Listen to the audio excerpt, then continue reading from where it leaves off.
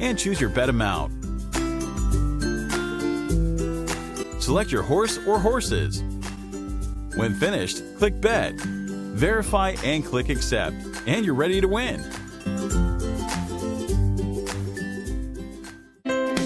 Time to withdraw.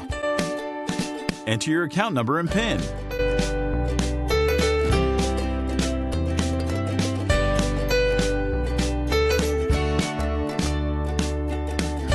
Click Balance. Enter cash voucher amount, then enter your PIN.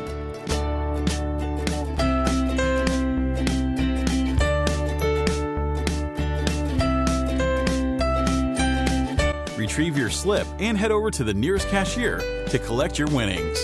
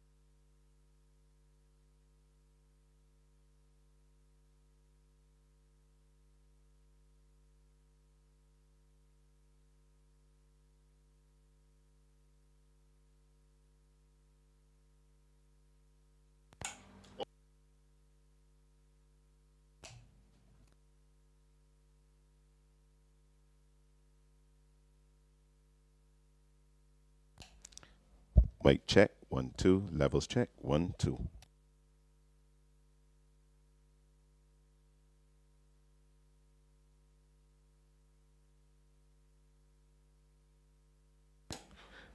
Levels check. Mic check. 1, 2, 2.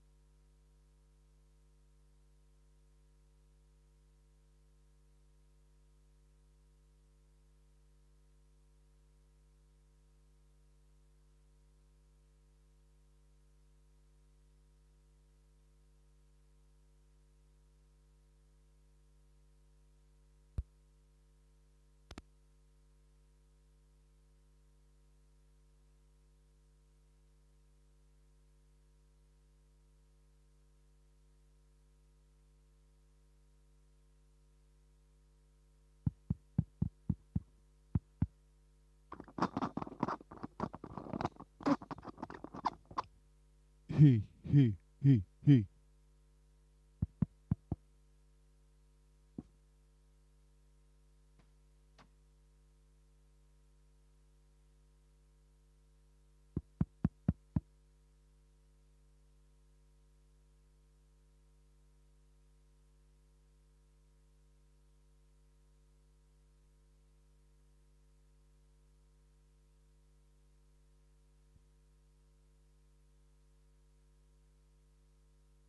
1, 2, 2.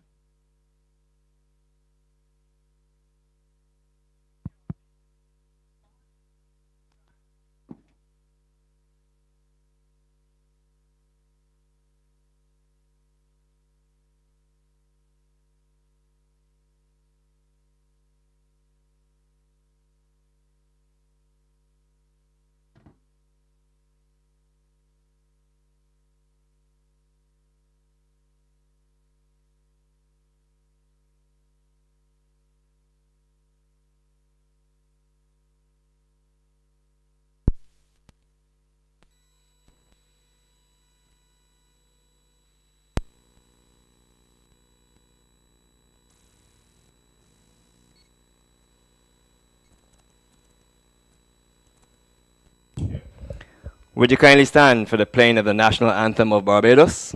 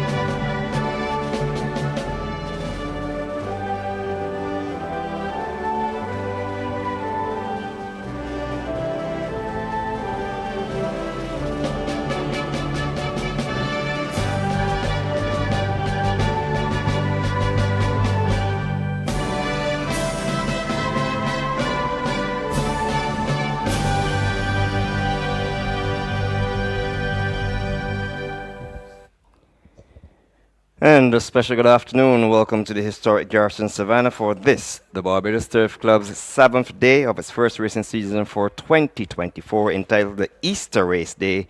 And it gives me great pleasure to wish each and every one of you a fantastic and a healthy Easter 2024. The horses are on their way down to the start for the afternoon's first race. And it's a 7-race program. I'm joined by Dr. Dean Springer. Track conditions listed as good to firm. And as the horses make their way down, and we are having some strange weather, and there's a bulletin out, so we'll hope that we can get through the proceedings as quietly and unscathed as possible today. So with that, say good afternoon to Dr. Dean Springer. And good afternoon, Lyndon, and good afternoon, listeners. So the horses are down to start for the first race on the day. It's called the Easter Bonnet Handicap, over 1,800 meters. We have scratching here in horse number 2, social distance. Those that are going are as follows. Number 1 is Absolute Star, the mount of Raheem Thorpe. Is owned by Mr. Charles Brather and conditioned by Richard Dean. Takes 112 pounds. So Poston's presently a 4-1 chance. In at 9 to 5 is number 3, Sovereignty. The mount of Delano Lopez. Takes 123 pounds for owner Sir David Seal and trainer Andrew Nunes. The weight 124 pounds. In at 9 to 5. 5 to 2. In the betting is number 4, Amaretta. This Richard Dean trainee is owned by Mr. RJ and Richard legged up Anderson Tom Trotman. And Amaretta takes 112 pounds around the Garrison this afternoon. King Canute, a winner last time out, is number 5. Conditioned by Andrew Nunes. Ray Williams climbs aboard for Lady Seal, taking 128 pounds, and is your 7 to 5 favorite. 9 to 1 is number 6, Red Force, another Andrew Nunes training. This time he legs up Eric Daniel for Sir David Seal, taking 111 pounds around this afternoon. And rounding out the field, Milt Fatara, the longest shot in the board, in at 13 to 1. Andrew Medford legged Devonta Prescott into the irons with 112 pounds. He puts up a few pounds overweight to 116 and is presently the longest shot in at 13 to 1. So that's your latest odds. You've got a 7 to 5 favorite in number 5, King Canute. Impressive winner last time out. On that occasion, chased home by the likes of Fantastic Francis and others. Amaretta has been in good form, has a nice pull in the weights once again. And of course, having Anderson Trauma up could never be a bad thing. And presently 3 to 1, second choice in the betting. Also getting a lot of support in here is number 3, Sovereignty at 8 to 5. Has been in decent form, 4th last time out, behind the likes of Max, Simba, and Drogon, and should have a very good chance. Absolute Star has been knocking on the door for quite a few starts now, and has the benefit of Raheem Thorpe, Enterprise and Apprentice, and with 112 pounds nicely weighted. The loading process is underway down the 1,800 meter mark. You take a quick look at Milt Fatara. She's probably the longest shot in here, has very little to recommend her, but having now said that, she'll probably come and run a corker. Her last outing, she finished well beaten by King Canute, your pre-race favorite, who is now going on to even money favorites. And Red Force remains in now at 10 to 1. So you've got a prohibitive favorite in King Canute Linden. And it looks like they're just about 2 or 3. No, there's quite a few more to load. So you can take another look at form going into this one. Red Force over this trip is the question mark. You'd have to go all the way back to November. On that occasion, he was well beaten by the likes of Binary Code. Amaretta at this trip has been pretty good. 3rd in the last 3 starts, and 2 of those being over a similar trip. And if you go further back, 3rd in 4 starts, 3 times at this trip.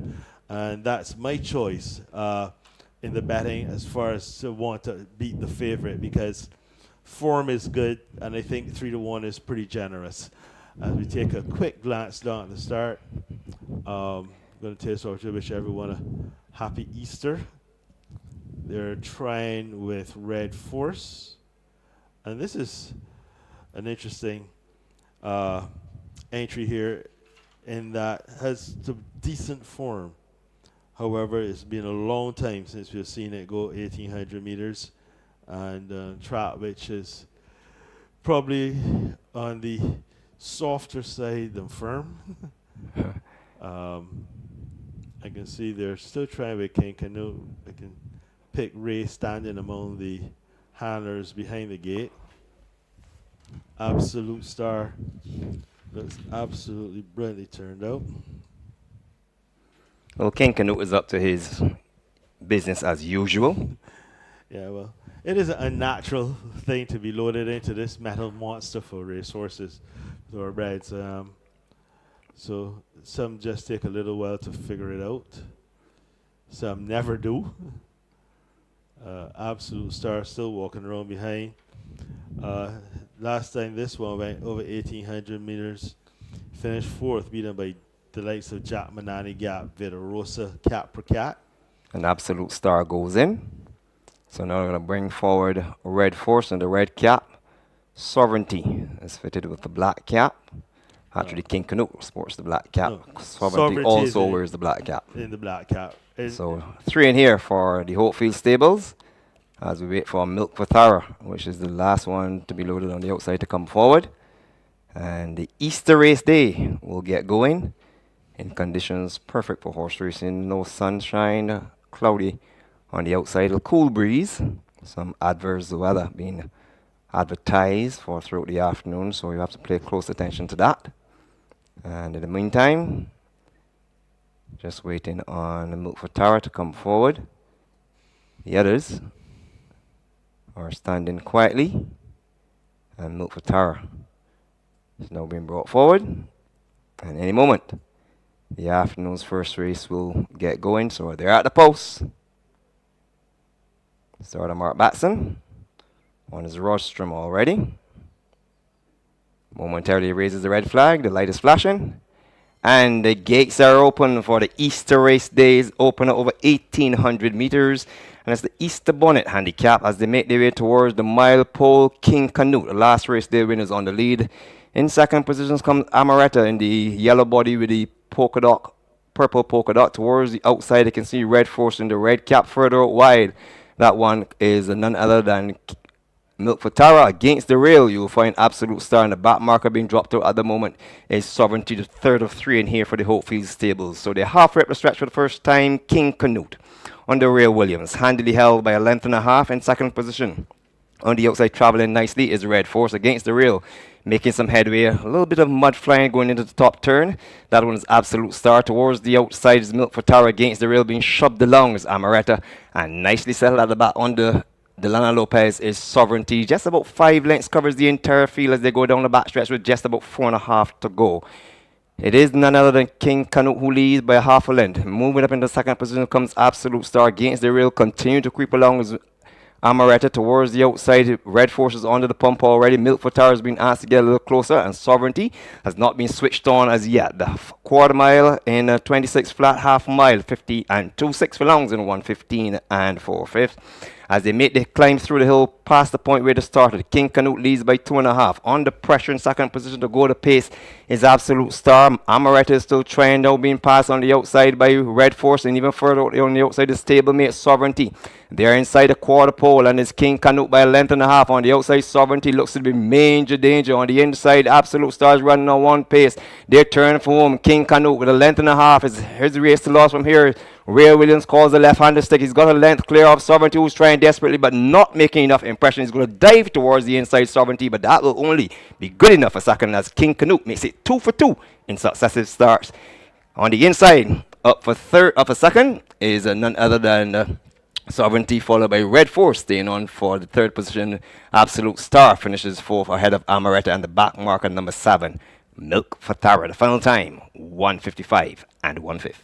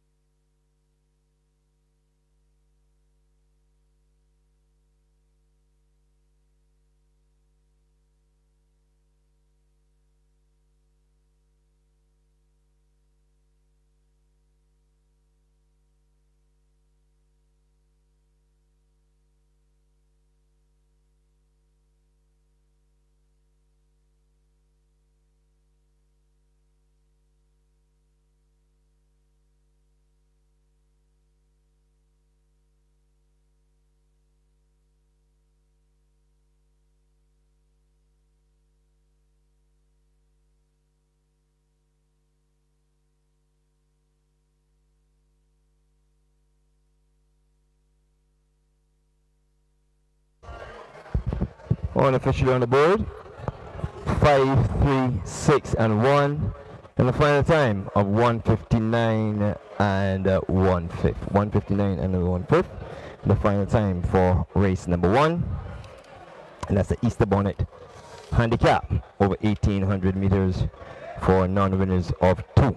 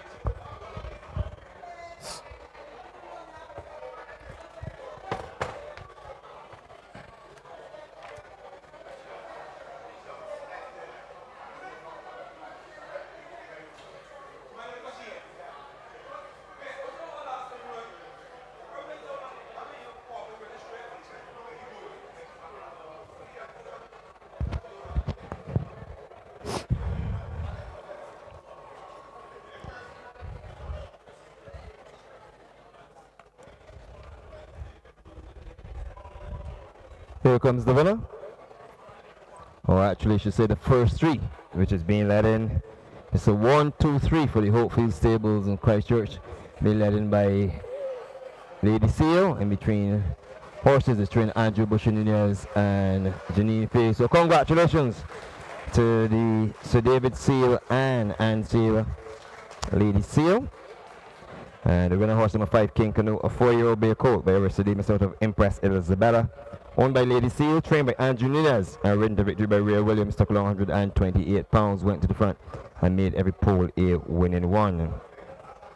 Madonna James Meggs, the successful groom, starting the day in the winners' enclosure. Congratulations to them. Finishing second was horse number 3, Sovereignty, also from the same stables, in the colours of Sir David Seal, trained by Andrew Nunez, ridden by Delano Lopez, 124 pounds. This 4-year-old chestnut filly by Aristodemus out of Shall We Dance took the post. So effectively a 1-2 in here for Aristodemus. Make that a 1-2-3 as Red Force, horse number 6, a 4-year-old chestnut colt by Aristodemus with a Swan Song.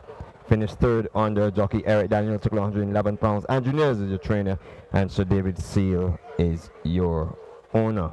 While finishing fourth was horse number 6, was horse number 1, Absolute Star, who threw the inside position. This is a 6-year-old bay horse by Atul out of Spellbound, owned by Mr. Charles Brathwaite and trained by Richard Dean. Raheem Thorpe was your rider, 112 pounds. So unofficially, the results of race number 1, 5, 3, 6, and 1. A victory day to the favorite, King Canute, in 1:59 and 1/5. Let me start with an open apology for the lack of necessary information and the start of the program Money in the Bank. It will commence at race number 2, as we were having a little unexpected difficulties in the delaying of the audio for race number 1, and we will have it rectified for you by the start of race number 2, where we will commence the program Money in the Bank. So 5, 3, 6, and 1 on the board. And with that, remember track conditions listed as good to firm on this, the Easter race day, the 7th day of the Barbados Turf Club first racing season for 2024. Thank you.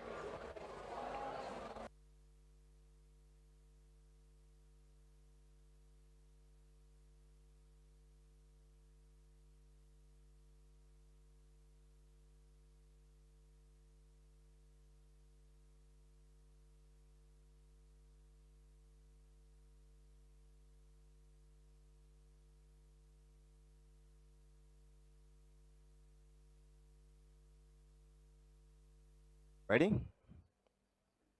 Momentarily raises the red flag. The light is flashing. And the gates are open for the Easter race days, open at over 1,800 meters. And it's the Easter Bonnet handicap as they make their way towards the mile pole. King Canute, the last race day winners on the lead. In second positions comes Amaretta in the yellow body with the polka dot, purple polka dot. Towards the outside, you can see Red Force in the red cap further out wide. That one is none other than Milk for Tara. Against the rail, you'll find Absolute Star, and the back marker being dropped out at the moment is Sovereignty, the third of three in here for the Hopefield stables. So they're halfway up the stretch for the first time. King Canute on the rail Williams, handily held by a length and a half in second position. On the outside, traveling nicely is Red Force against the rail, making some headway. A little bit of mud flying going into the top turn. That one is Absolute Star. Towards the outside is Milk for Tara against the rail, being shoved along is Amaretta, and nicely settled at the back on the Delana Lopez is Sovereignty. Just about 5 lengths covers the entire field as they go down the backstretch with just about 4.5 to go. It is none other than King Canute who leads by a half a length. Moving up into second position comes Absolute Star against the rail. Continue to creep along as Amaretta towards the outside. Red Force is under the pump already. Milk for Tara has been asked to get a little closer, and Sovereignty has not been switched on as yet. The quarter mile in a 26 flat, half mile, 50 and 2/6 furlongs in 1:15 and 4/5. As they make the climb through the hill past the point where they started, King Canute leads by 2.5. Under pressure in second position to go the pace is Absolute Star. Amaretta is still trying now, being passed on the outside by Red Force, and even further out on the outside is stablemate Sovereignty. They're inside the quarter pole, and it's King Canute by a length and a half. On the outside, Sovereignty looks to be major danger. On the inside, Absolute Stars running on one pace. They're turning for home. King Canute with a length and a half. Here's the race to loss from here. Ray Williams calls the left-handed stick. He's got a length clear of Sovereignty, who's trying desperately but not making enough impression. He's going to dive towards the inside Sovereignty, but that will only be good enough for second as King Canute makes it 2 for 2 in successive starts. On the inside, up for second is none other than Sovereignty, followed by Red Force, staying on for the third position. Absolute Star finishes fourth ahead of Amaretta, and the back marker number 7, Milk for Tara. The final time, 1:55 and 1/5.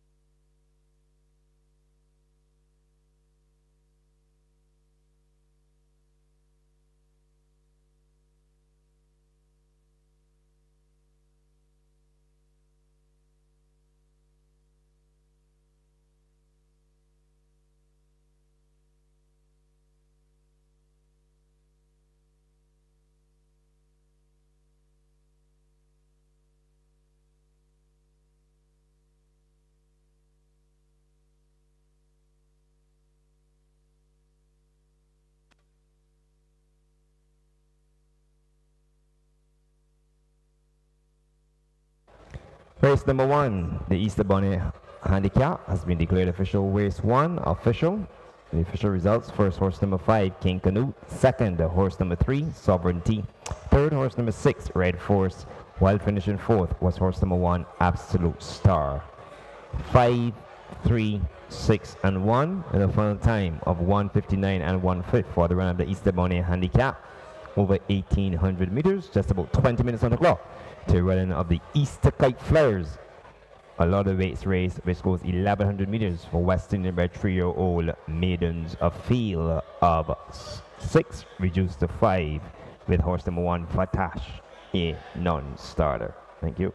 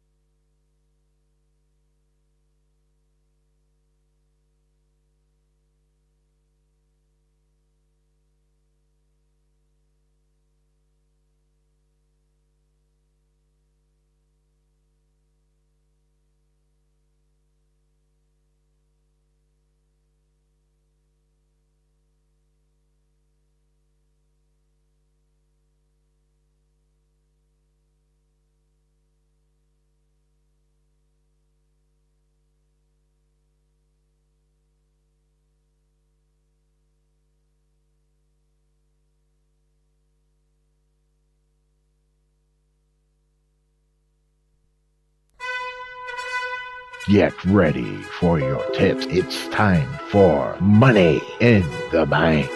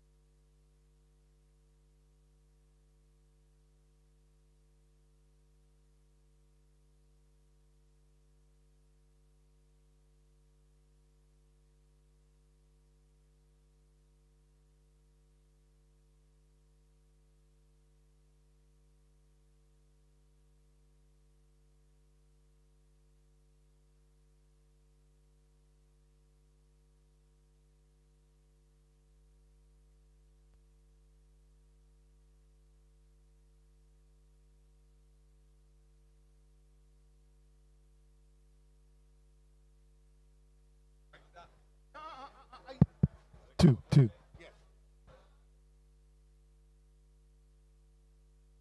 Yeah. 1, 2, 1, 2, 1, 2. So the horses are in the parade ring for the afternoon's third race, the Easter Kite Flyers, a lot of race, going 1100 meters or 5.5 furlongs for West Indian bred 3-year-old maidens. The purse is $15,000. We have a scratching horse, number 1, Vatash. Number 2 is Queen's Consort, the property of Melrose Racing, trained by Robert Pierce. Rhythm of Gerald Beckles, 118 pounds, and Queen's Consort is fitted with a tongue tie. Ash Rish is horse number 3, Ash Ridge.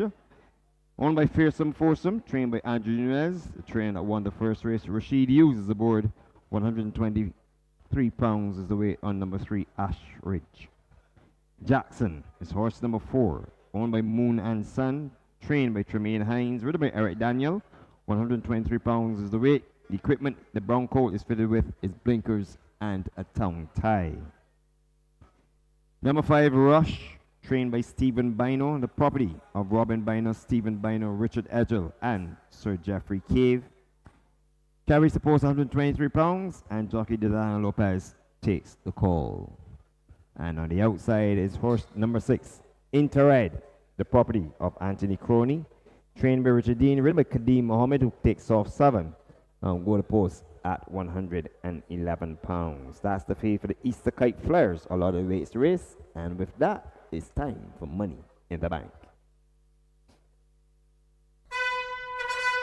Get ready for your tips. It's time for Money in the Bank. And a special good afternoon. Welcome to the program Money in the Bank. Momentarily, I will be joined by Rommel Paris. I'm your host, Lyndon Yard, of course. And today is the 7th day of the Barbados Turf Club first racing season. We do apologize for the unavailability of the program from race number 1, but we've got matters sorted out. And we are on to the afternoon's the second race, the Easter Kite Flyers. A lot of the race. Of course, today's race day carries the title, the Easter Race Day, this being the Easter weekend, the long weekend. And it's the 7th day of the Barbados Turf Club first racing season.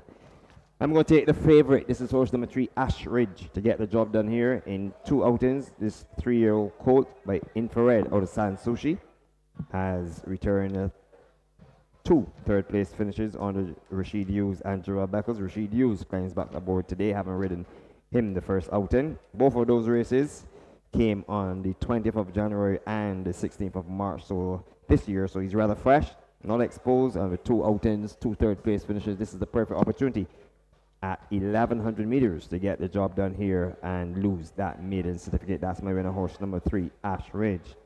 On my second line, I am going to take horse number 2, Queen's Consort. So I'm going for the experienced horse here. 7th, 6th, 5th, 2nd, and 2 4th place finishes in her last 2 efforts. One of those races at 1,000 meters. And the last race, she was stretched out to 1,570 meters when she finished 4th behind Heroes Day, Papillon, and Ash Ridge. So I'm keeping her grounded behind Ash Ridge. She takes 118 pounds today. Gerald Beckles climbs aboard, replacing Eric Daniel, and Queen's Consort falls on my second line. We only have 5 in here, so basically it's going to be a short race, and that's a forecast event. So I'm going to go for 3 and 2. As I say, good afternoon to my partner in, I would like to say, profit today. And keep it that way. Rommel, good afternoon to you. Good afternoon, Lyndon, and good afternoon, everyone in the garrison. Sorry we missed the first one, because the first one I'm surely would have had a winner out of the first 3. But in this one, I'm going to go for horse number 2 as my winner, Queen's Consort. I think she ran a good race last time. They ran a second there and should improve today to come to win. And on my second line, I'm actually going to skip number 3, Ash Ridge, and I'm going to go down to horse number 5, Rush. I think Rush owes us a good run today, because obviously we know who the trainer Stephen Bino is. Stephen never disappoints when he has a young horse, a young 3-year-old well-bred, and I think that's my second line there. So I'm going to go for exactly here of 2 and 5, which is 2 horse number Queen's Consort and 3 Rush. And 5, sorry, Rush. Track conditions listed as good to firm, but there's a little bit of mud that was flying going on the top turn in the first race. You think it would make any difference to performances today? I think it would coming down later on, but it should dry out because obviously I just came from the east and the east is hot. When I tell you hot, I mean it's hot, very hot. So I'm quite surprised that there was a bit of mud flying when I was watching the first race coming down. But I don't think it should make much of a difference here in this race for these younger horses. It may be their first time running on the track conditions, but I believe that Queen's Consort is an Aston Martin in the pink, which kind of should run on a bit of a give, and Rush is all, for me, Rush is an Eagle's Feet. Desert Orchid, we know Desert Orchid, she used to run with it and it had a bit of give on it, and I expect that those should be the two horses in the finishing line. Okay, so I'm taking 3 and 2 in the Easter Kite Flyers a lot of race, and you're going? And I'm going to go with 2 and 5. Do join us for race number 3 and Money in the Bank. Right, I did say join us for race number 3, so I'm right. So having said that, let me give you the odds before I throw it up to the guys close to the skies. 9 to 5 on number 2 Queen's Consort. Ashridge is in at 4 to 5, that's your favorite. 3 to 1 on horse number 4 Jackson. Rush is 9 to 2 in the betting, and horse number 6 Interred on the outside is the outsider at 11 to 1. You can follow the races on www.barbadosturfclub.org. And you can also hear live commentary on the 92.9 VOB FM. Unfortunately, they will not be carrying the afternoon's feature race. That's at 5:30 around news time. But you can follow the races throughout the afternoon on 92.9. Let me give you some payments for race number 1 and the full results. Living horse number 5, King Canute, paid $2.10 to win, $135 to place. $2.10 and $135 on horse number 5, King Canute. For running second, horse number 3, Sovereignty, returned $1.40, 1.40. There was no third money. The exacta of 5 and 3 paid $5, 5 and 3. While the trifecta, the Hope Field trifecta, since all 3 horses are owned in Christchurch by Sir David Seal and his wife, Lady Seal, of 5, 3, and 6, King Canute, Sovereignty, and Red Force, returned $30.95. $30.95. Throughout the afternoon, all the horses will be parading on the sand track so as to keep the running track in pristine conditions. The complete order finishing 4th was number 1, Absolute Star Amoretta. Number 4 finished 5th, while finishing 6th and last was number 7, Milk for Tara. The distance is 1 3/4, 6 1/4, 1 1/4, 1 3/4. I repeat, 1 3/4, 6 1/4, 1 1/4, 1 3/4, and the final time, 1:59 and 1/5. The voices you'll be hearing next will be the guys close to the gray skies.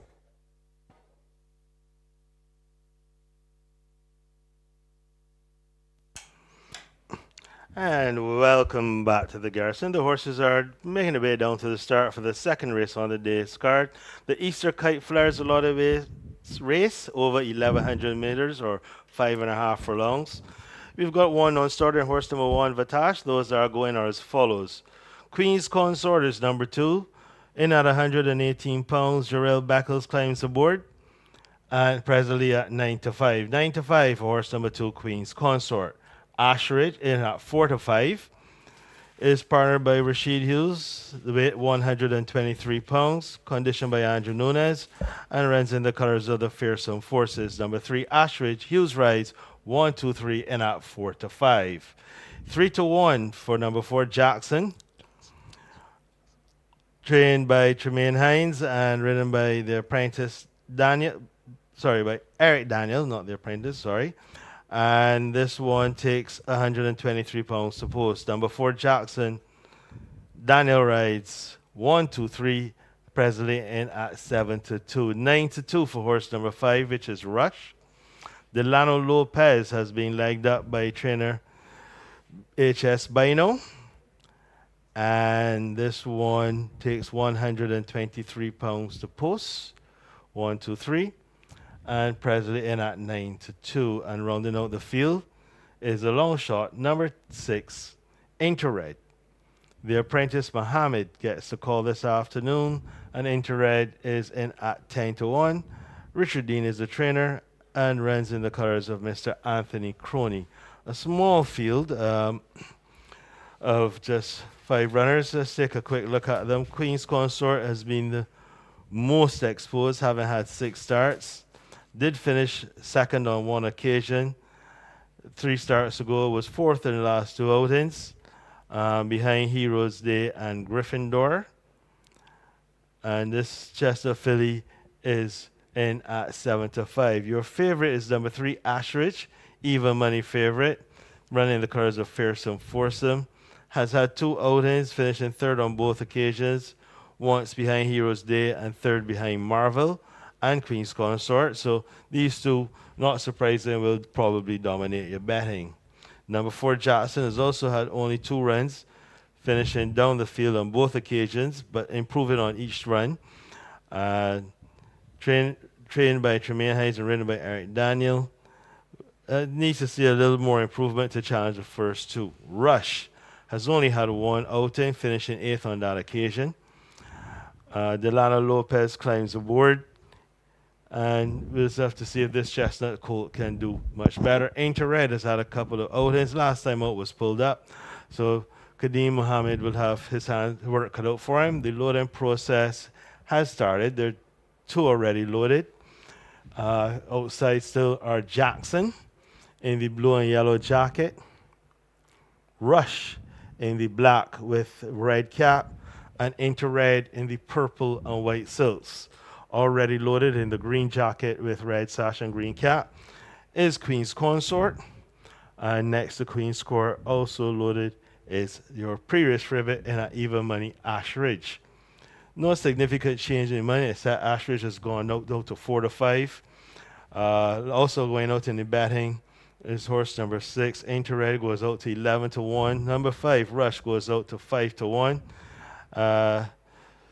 Queen's Consort is 7-5, and you'll get 7-2 for horse number 4, Jackson, who's been a bit of a handful at the start to load, testing the patience of starter Mark Batson, who is already aboard the rostrum.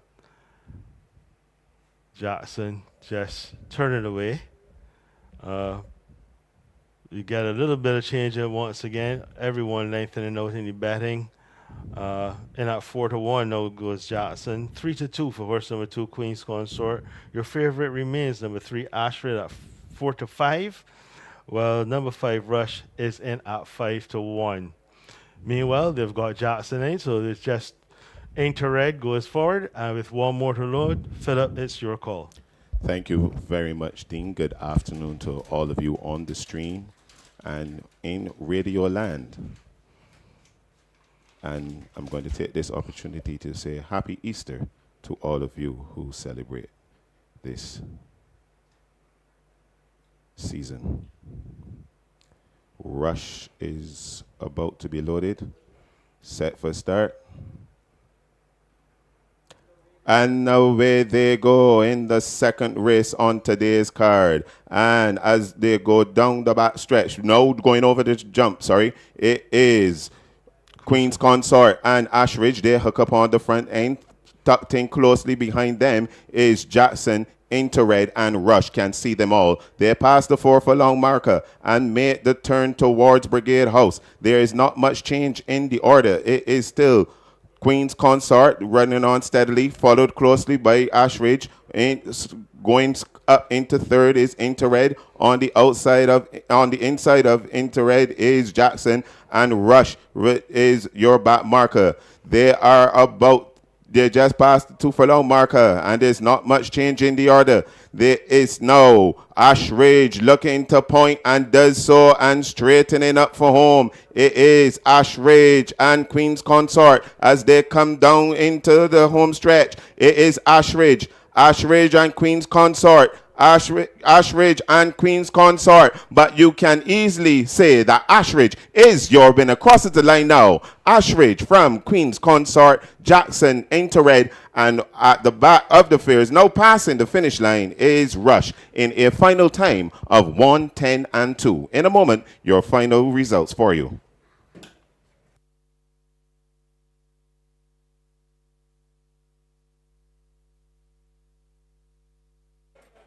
And the final time for the Easter Kite Flyers, a lot of weights race, 110.2. As a result, is now posted on the board 3, 2, 4, and 6. A victory there for the favorite Ashridge. Second, number 2, Queen's Consort. Third, number 4, Jackson. And fourth, horse number 6, Interred. 3, 2, 4, and 6 in 110.2.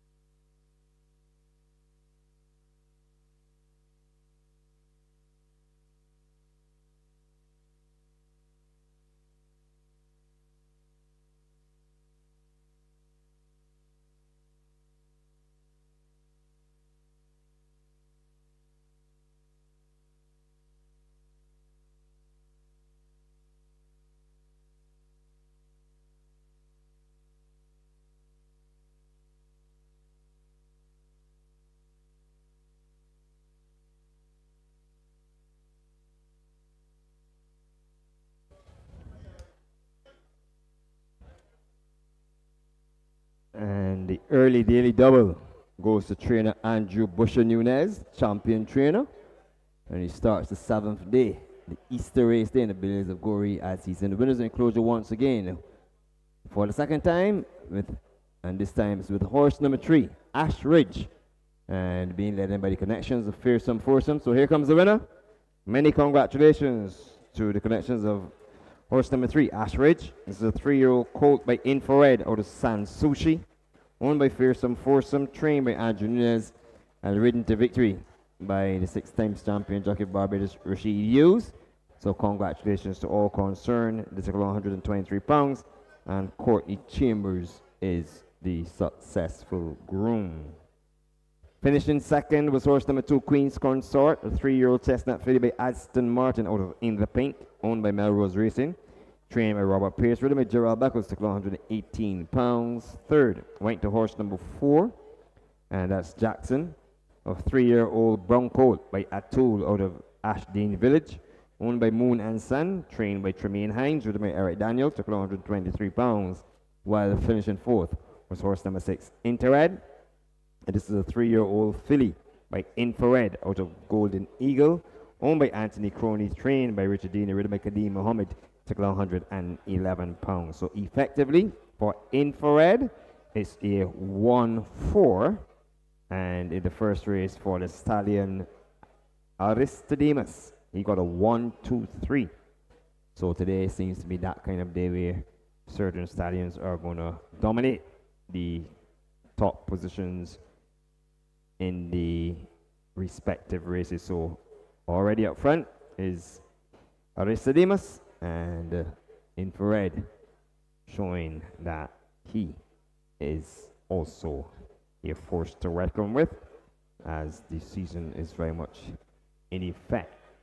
With that, we look forward to the afternoon's third race, the Easter Lily Conditions race, which goes a distance of 1,100 meters for West Indian bred 3-year-olds. The purse there is some $16,500, and we have a post time scheduled for 3:10 in the afternoon. Time to jump into some housekeeping information, where I can tell you that the next race day for the Barbados Turf Club will be its 8th race day of its first racing season, and it comes a call on Saturday the 13th of April 2024, honoring former Barbados Turf Club employees, and entries will close on Wednesday the 3rd of April. That is this Wednesday, the 3rd of April, at the office of the Barbados Turf Club at 10 a.m. Entries for the Barbados Turf Club's 8th day of its first racing season, entitled Honoring Former Barbados Turf Club Employees, to be held on Saturday, the 13th of April, 2024, will close this coming Wednesday, the 3rd of April, at the office of the Barbados Turf Club at approximately 10 a.m. Let's talk lottery. Of course, the Barbados Lottery supports of sports, youth, and culture. Tonight's Mega Six jackpot stands at $2,955,000. $2,955,000. And you can also, while you're at it, purchase a ticket for Tuesday's Super Lotto to be drawn, which stands at $3,070,000. That will be drawn on Tuesday, April 2nd, with a total of $3,070,000 up for grabs in the Super Lotto jackpot. While you're at it, you can get your scratch tickets. All the various games are readily available today. You can get tickets for the remaining double draws, 5, 7, and 9. And you can top up your phones at both booths, which are run by the Barbados Lottery. Of course, there's one over by the drill hall and one inside by the grandstand. So get your Barbados Lottery tickets. Tonight's Mega 6 jackpot, $2,955,000. And Tuesday, April 2nd, the Super Lotto jackpot starts at $3,070,000. You got to be in it to win it. Get your double door tickets, get your scratch tickets, top up your phones with the Barbados Lottery over by the drill hall, or indeed inside by the grandstand. Thank you.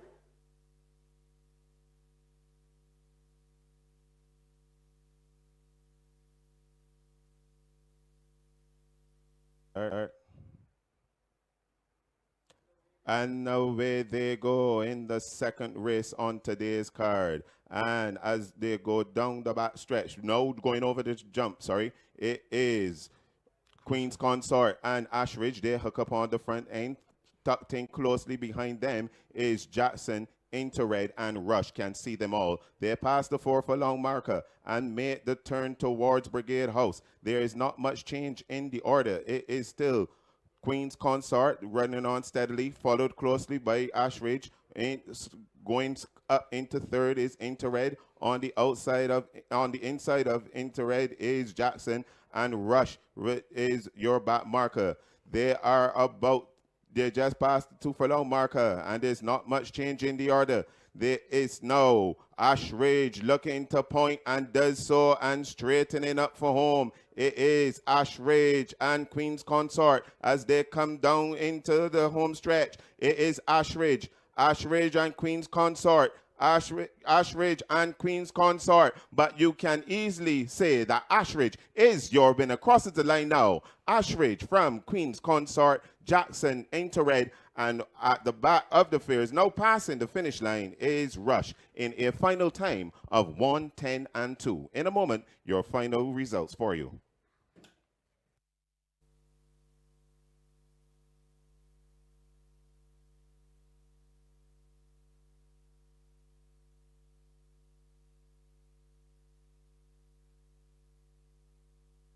Race number 2 has been declared official. Race 2, the Easter Kite Flyers Lotto race has been declared official. The winner, horse number 3, Ashridge. Finishing second, horse number 2, Queen's Consort. Third, horse number 4, Jackson. While finishing fourth was horse number 6, Interred. The final time, 1:10 and 2/5. Thank you.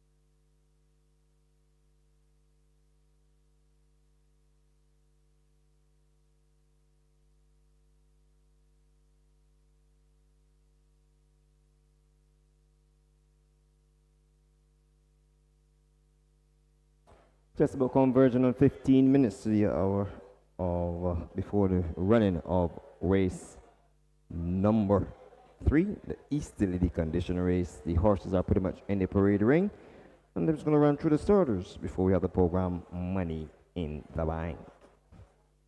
It's the Easterly condition race for West Indian bred 3-year-olds. The purse is $16,500. A field of 7.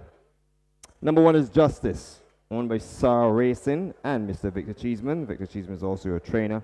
Ready made Devontae Prescott, who will claim 7 to go at 111 pounds, and Justice will be fitted with a tongue tie. Gryffindor is horse number 2, owned by Melrose Racing, trained by Robert Pierce. Ready made Delano Lopez, 123 pounds, and like Justice, Gryffindor is fitted with a tongue tie. Make that 3 tongue ties on the inside top 3 positions, 4, 5 as well. This is number 3, Marvel, owned by Mrs. Gay Smith, trained by Elbow Walker Jr., written by Anthony Bishop, 123 pounds.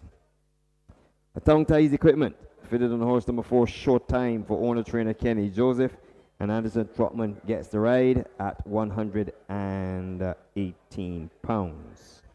Lush, horse number 5, the 5th horse in a tongue tie. The property of Shelley Williams, trained by Tremaine Hines, ridden by Eric Daniel, 118 pounds on number 5, Lush. Brunei is horse number 6, trained by Robert Pierce, owned by Melrose Racing, so the second in here for this combination of owner and trainer. Gerald Backus is aboard, 123 pounds, and to change the sequences of a tongue tie, Brunei is fitted with blinkers and the tongue tie. On the outside, without any equipment, is horse number 7, Moshara. Gets a change of rider to Rashid Hughes, 118 pounds for David Matthews, who's the trainer. And this is the property of Darren and David Matthews, horse number 7, Moshara. Just about round out to 13 minutes on the clock, and it is time for Money in the Bank. Get ready for your tips. It's time for Money in the Bank. Cha-ching, Ramel, it's about time you get a winner. What say you for the Easterly condition race? Definitely time to get a winner. And we're on to race number 3, which is the Easterly condition race. I'm going to go here for horse number 2, Gryffindor. Winner last time out on the 2nd on Gold Cup Day. And I think he's out of Wildcat T, Bird of Prey. Wildcat T being a very speedy horse here. And I think horse number 2, Gryffindor, should take it all here. He's in at 3-1, which is a good bet for anyone no starting, for those of you no getting here. So 3-1, I'll go with horse number 2, Gryffindor. I'm going to take horse number 7, Moshara, as my winner. I think that she is one of the, if not the classiest horse in this field. She has 4 starts, 1 victory, 1 second, and 1 third. That victory coming at 1,570 meters. I don't think that should be inconvenienced by this trip, that the fact that it's sprinting 1,100 meters and Rashid Hughes opting to go here is always a plus on any horseback. And I'm expecting the Darren and David Matthews own 3-year-old chestnut filly to come running towards the end and clean up the pieces, so to speak, on track conditions listed as good to firm. Well, on my second line here, I'm going to go for horse number 3, Marvel. This one is owned by Mrs. Gay Smith, trained by Edward Walker Jr. and Antonio Bishop gets it right up. Carries away 123 pounds and in at 5-2. But I think in this one here, he's out of Crystal Diamond and Storm Arrow. We know there were very speedy individuals coming out. He's had 1 win since, and then he came and he went over the distance where he ran out. Ran 8th of 9 there. So I think Marvel should run a good second here again. On my second line, I'm going to take none other than Short Time, the first horse to win the first 2-year-old race from 2023, went back-to-back victories. Hasn't hit the board since then. I think this is the perfect opportunity. She's shown speed. She has been a little bit off the ball of recently. Last 3 efforts over 1,507 meters, drops back to a distance that she has shown her ability at, having won on the 9th and the 8th of September 2023, making the 9th of September, beg your pardon. And she's by Show Me the Money out of Lady Nat. 118 pounds, Anderson Trotman in the irons. He's been out of the winners and close for quite some time. Trotty, as I call him. So good time for the Kenny Joseph owned and trained. Short time to show up. And I'm placing them on my second line. Yeah, well, on my third line, I am actually going to go for Showtime. She was one of the early winners of this young crop. And she shows she has the speed to go up front and to tackle with them and to roll. I think it's a bit good to start at top. And she's still proven that she can perform on that, where she had a few seconds on it. Then you look back at the form from before. She's in at 3-1, so she's also a good bet. And that with that trifecta of 2, 3, and 4 from me, you should make a good bit of money. Well, on my third line, I'm going to take horse number 3, Marvel. And Marvel with 3 career starts, 1 win and 1 third place finish by Storm Arrow out of Crystal Diamond. Will relish the hard going. Doesn't get that. It gets a good firm track. In contrast, and I think that that victory by 3.5 lengths on the 20th of January was an impressive victory enough that if you go from the dam side, you would definitely say that he is an out-and-out sprinter, and I think that should show his worth here today, 123 pounds, but I'm placing him on my third line.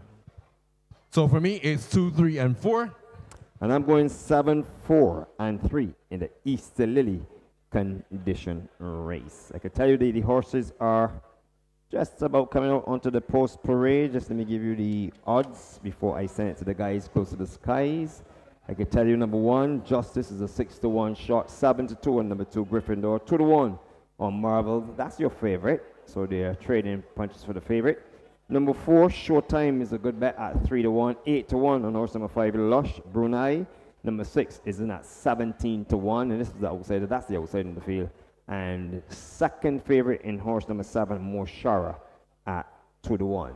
Just about 8 minutes on the clock to the run of the afternoon's third race. The next voice you will be hearing will be that of the guys close to the skies. But before we do that, just let me give you the payments for race number 2 and the official order of finish. The winner horse number 3.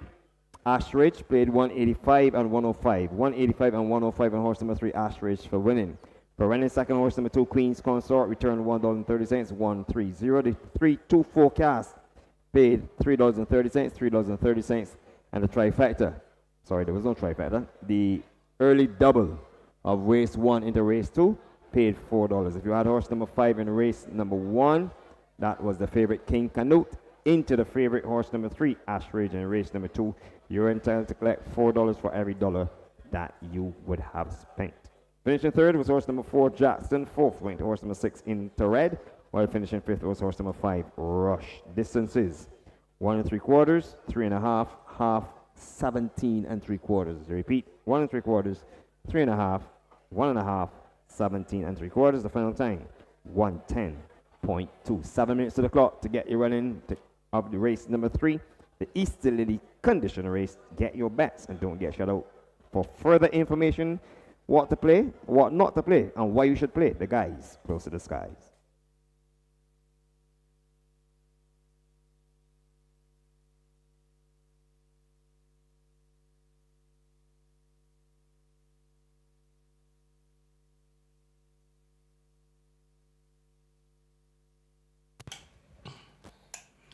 And welcome back to the Garrison. The horses are down at the start for the third race on the day's card, the Easter Lily condition race, over 1,100 meters or 5.5 furlongs. It's for West Indian bred 3-year-olds.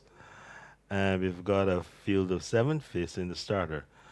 Number 1 is Justice.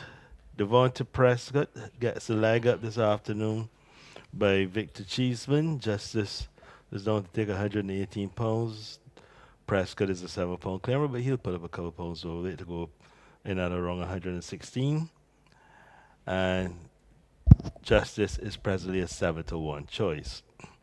In at 3-1 is number 2, Gryffindor. Robert Pierce legged up Delano Lopez with 123 pounds. Gryffindor is in at 3-1. 2-1 joint favorite is horse number 3, Marvel. Stable jockey Antonio Bishop rides for Mrs. Gay Smith and Edward Walcott Jr. The weight 123 pounds. Number 3, Marvel. Bishop rides 1, 2, 3. Anderson Troman has the leg up on board number 4, Showtime, for trainer and owner Mr. Kenny Joseph. Showtime takes 118 pounds this afternoon and is in at 7-2. 9-1 for number 5, Lush. Eric Daniel has the call this afternoon.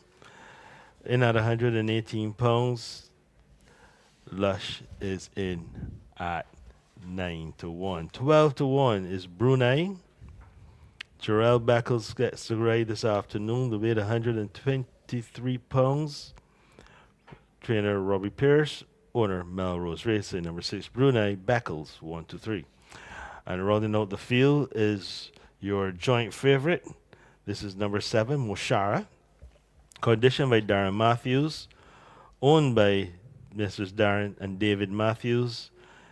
Darren lagged up Rashid Hughes.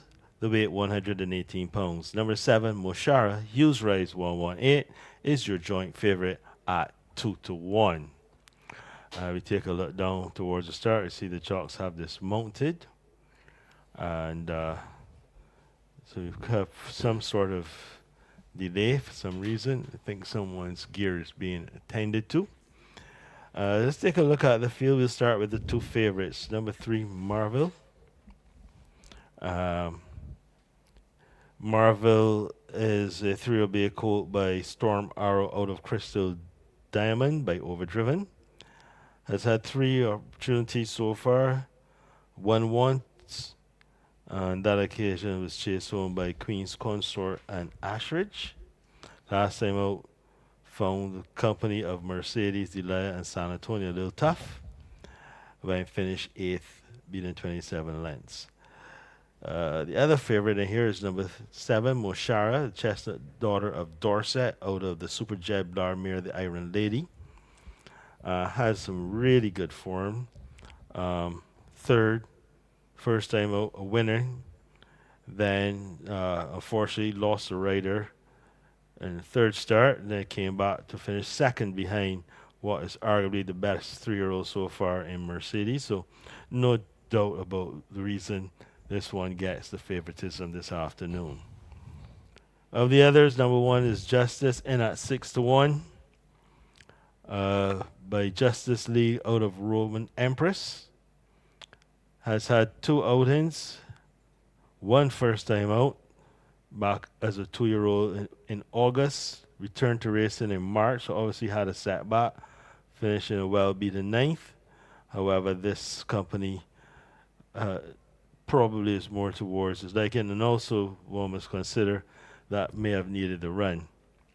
Gryffindor, number 2, was the winner last time out, 3rd prior to that, and has some pretty decent form and is expected to do well here in this company. Showtime has had 6 starts and 2 wins, so this horse is seen to be a win or out. Won his first 2 starts, then he ran off the board, finished 4th on 2 occasions, finished 5th last time out, dead heating behind Mercedes, Delilah, and San Antonio. So should have a good chance. Obviously, having Anderson Tom Trotman in the irons is a plus. Lush was a winner 2 starts back. Has some decent form. And it'd be interesting to see if this one can go forward. Brunei was a winner 2 starts back as well. On that occasion, beat Delilah and Luscious. Finished 5th behind Mercedes, Moshara, Queen of the South last time out. That was over a slightly longer trip. We have already discussed Moshara. The loading process has started. The jocks have remounted. They've already loaded 2, these being Justice and Gryffindor. Marvel being brought forward. And let's see, just getting a couple hands behind. Marvel goes in without much fuss. Lush will be the next to load, it seems. I can tell you that the jock, Anderson Thomas, had still not aboard Showtime, who was really fussing up behind the starting stalls. Meanwhile, Marvel is being backed out without the jock, Antonio Bishop, as Lush is being brought forward. Pauses. And Neil, it's going to be a tough assignment to pick one outside of the favorites, and that's my challenge to you this evening. Hi, good afternoon, everyone. Yeah, Dean, outside of Moshara and Marvel. Marvel, the only one in here that I might like here is Showtime. And Showtime in her first start, she defeated Mercedes, the Queen's Consort, and so on, going this similar distance. And I just think that she has what it takes to at least to run a very decent race here around this company. As Brunei goes up and goes in, Justice is already standing quietly. And Gryffindor is also there. Lush, you're bringing forward Showtime. Showtime, right or left Showtime. But as I said, Dean, it's going to be difficult to, Moshara and Marvel will be the two horses in here. Well fancied. Both of them at 2-1, drifting out a bit. Now to 3-1 is, I think that is 5-2 is Marvel. Gryffindor was a good winner last time out as well. Yeah, Moshar acting up, but she tends to be a little spunky. But she's really rearing up this afternoon. That usually costs some of them the race. They're going to try to back her in, I think. They're taking her around to the front. She can be a bit of a handful, even on the morning exercise. She could be challenging, but I have to say Darren Matthews has done a really good job with managing her. And she backs in nicely. Well, and the last to be loaded will be Marvel. And Marvel, yes, sir. Head slightly in, his head slightly in. Goes in, they're all in, set for start.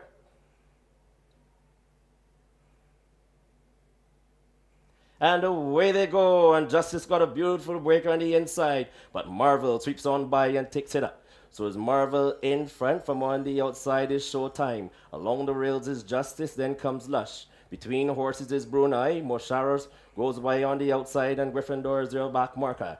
That's the way they race as they pass the 4, and it is Marvel, quite comfortably by a length. In second position now is Showtime. In third, we can see the turquoise of Mo Sharon now running well. Justice is also there. Then comes Brunei. Lush is dropping away, and Gryffindor is your back marker. They've done the opening quarter in 25-4, so it's pretty decent out there. And it is on the inside still Marvel. On the outside of these, running very well is Showtime. On the outside here comes Moshara with just about a furlong and a half to go. And it is Showtime who hits the front. Showtime is going to bring them to the top of the lane inside the final furlong. And it is Showtime in front. Moshara is trying desperately to close ground. But it is Showtime in front. Showtime is going to win this. Will win it quite easily in the end. Wins it now. Moshara second, Justice third, Marvel fourth. Then came Gryffindor and Brunei in 109-1. In a moment, the unofficial placings for you.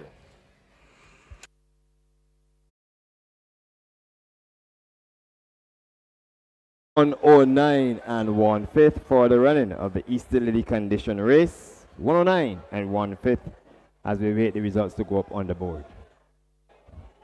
With a driver of MC 952 and S437, please remove your vehicle urgently from out by the Barbados Museum. The drivers of MC 952 and S437, kindly remove your vehicles from out by the Barbados Museum. Someone needs to get out urgently. Unofficial results on the board: 4, 7, 1, and 3.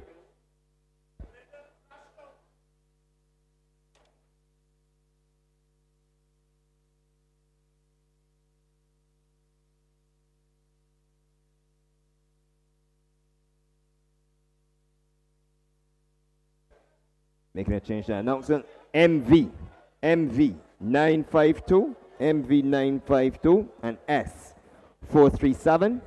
Swiftly remove your vehicles from over by the Barbados Museum. We have someone who needs to get out urgently. Thank you.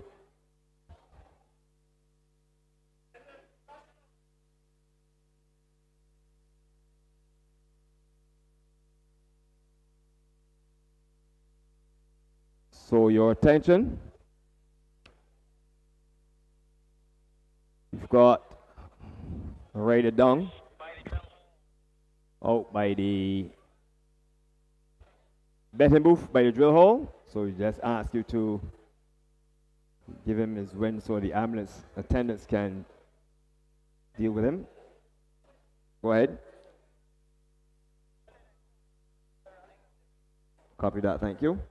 We've also got a stewards inquiry into the running of race number 3. A stewards inquiry has been called into the running of race number 3, the Easter Lily condition race.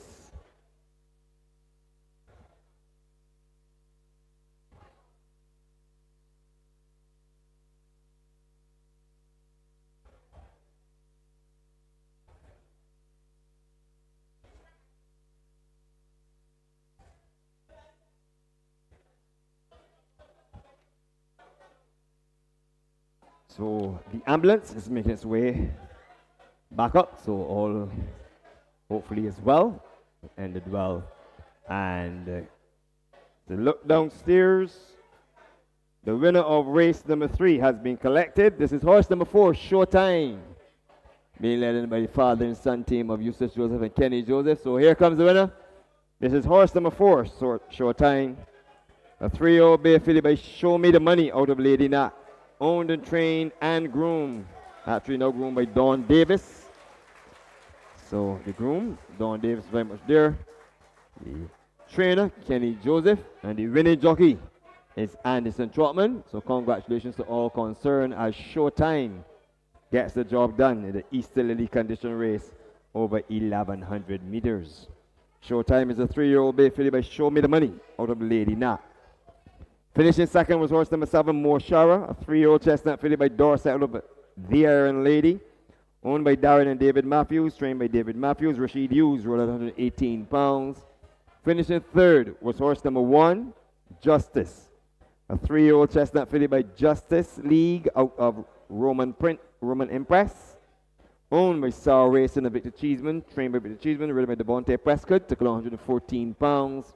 While finishing fourth was horse number 3, Marvel, the early pace setter, a 3-year-old bay colt by Storm Arrow, the Crystal Diamond, owned by Gay Smith, trained by Everett Walcott Jr., and ridden by Anthony Bishop, 123 pounds. 4, 7, 1, and 3. We're coming up onto the afternoon's fourth race, which is the Easter Bunny Parade handicap. And this is for 3 years and older horses rated 60 to 42 by extension. It's open to horses rated 41 and below for a purse of $17,000. Post time is 3:45 in the afternoon.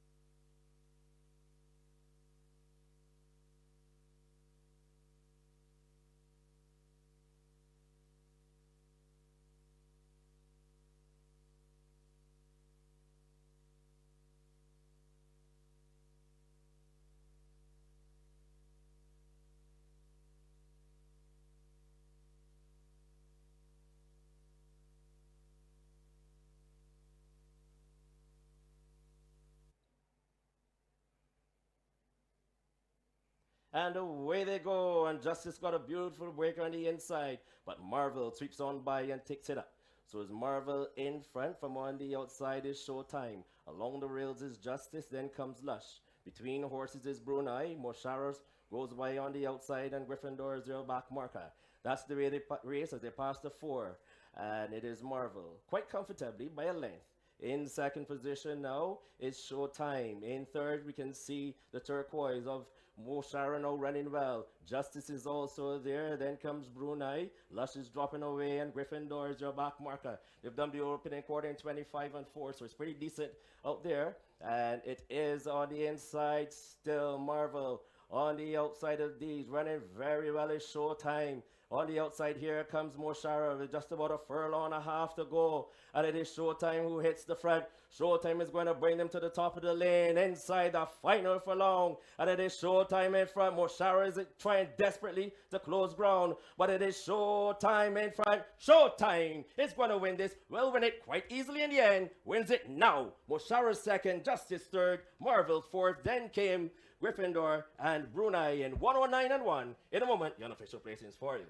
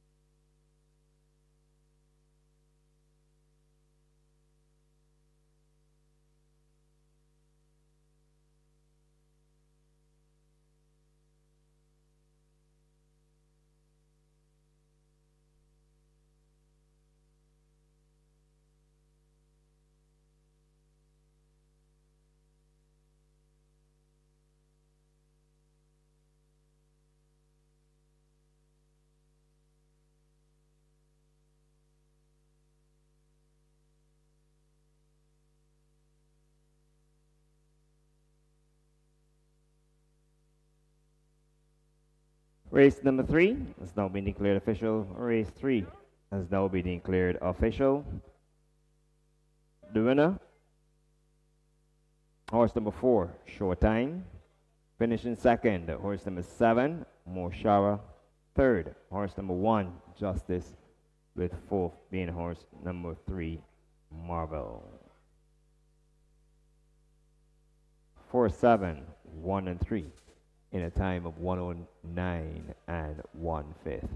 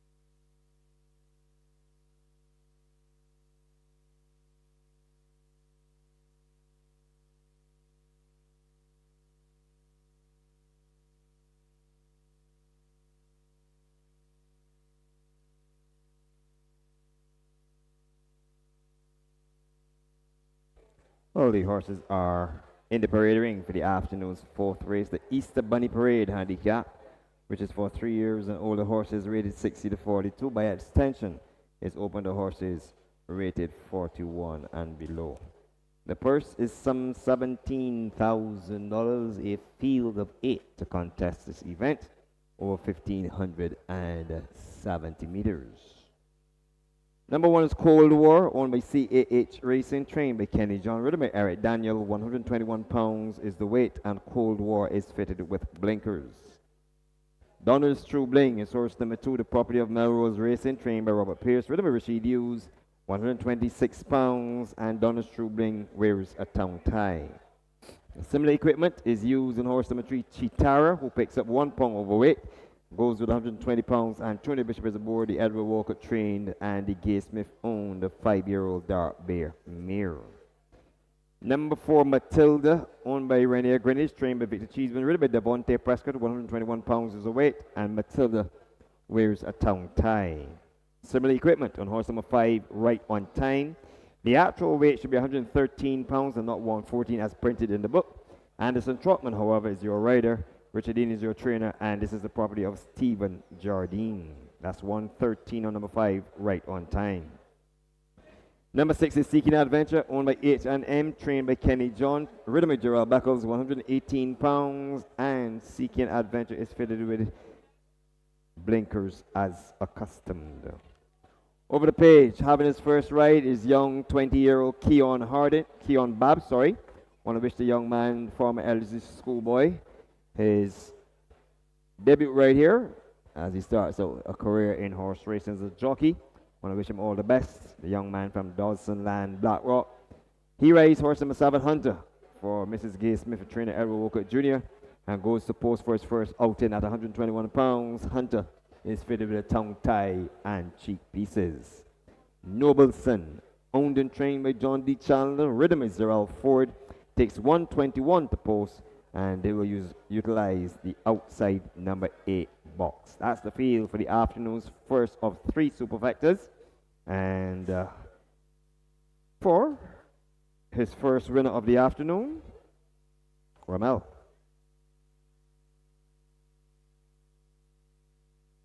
Thanks, Lyndon. And we're Get ready for your tips. It's time for Money in the Bank. Thanks a lot, Lyndon. And we're on to race number 4, the Easter Bunny Parade. I'm going to go here for horse number 2, Donald's True Bling. She's had 1 start since coming to Barbados. And, well, 2 starts registered here since coming to Barbados. I think she's due again. This race is over 1,570 meters. For me, I think with looking at who she's ran with before coming now, she's now dropped into this company, and she should do pretty well here. She carries 126 pounds and ridden by Rashid Hughes.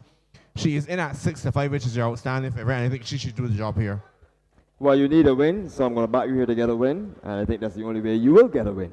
So I'm going with John True Bling from Melrose Racing, Rashid Hughes, the rider, 126 pounds. On your second line. On my second line, I'm going to go for horse number 3, Chitara.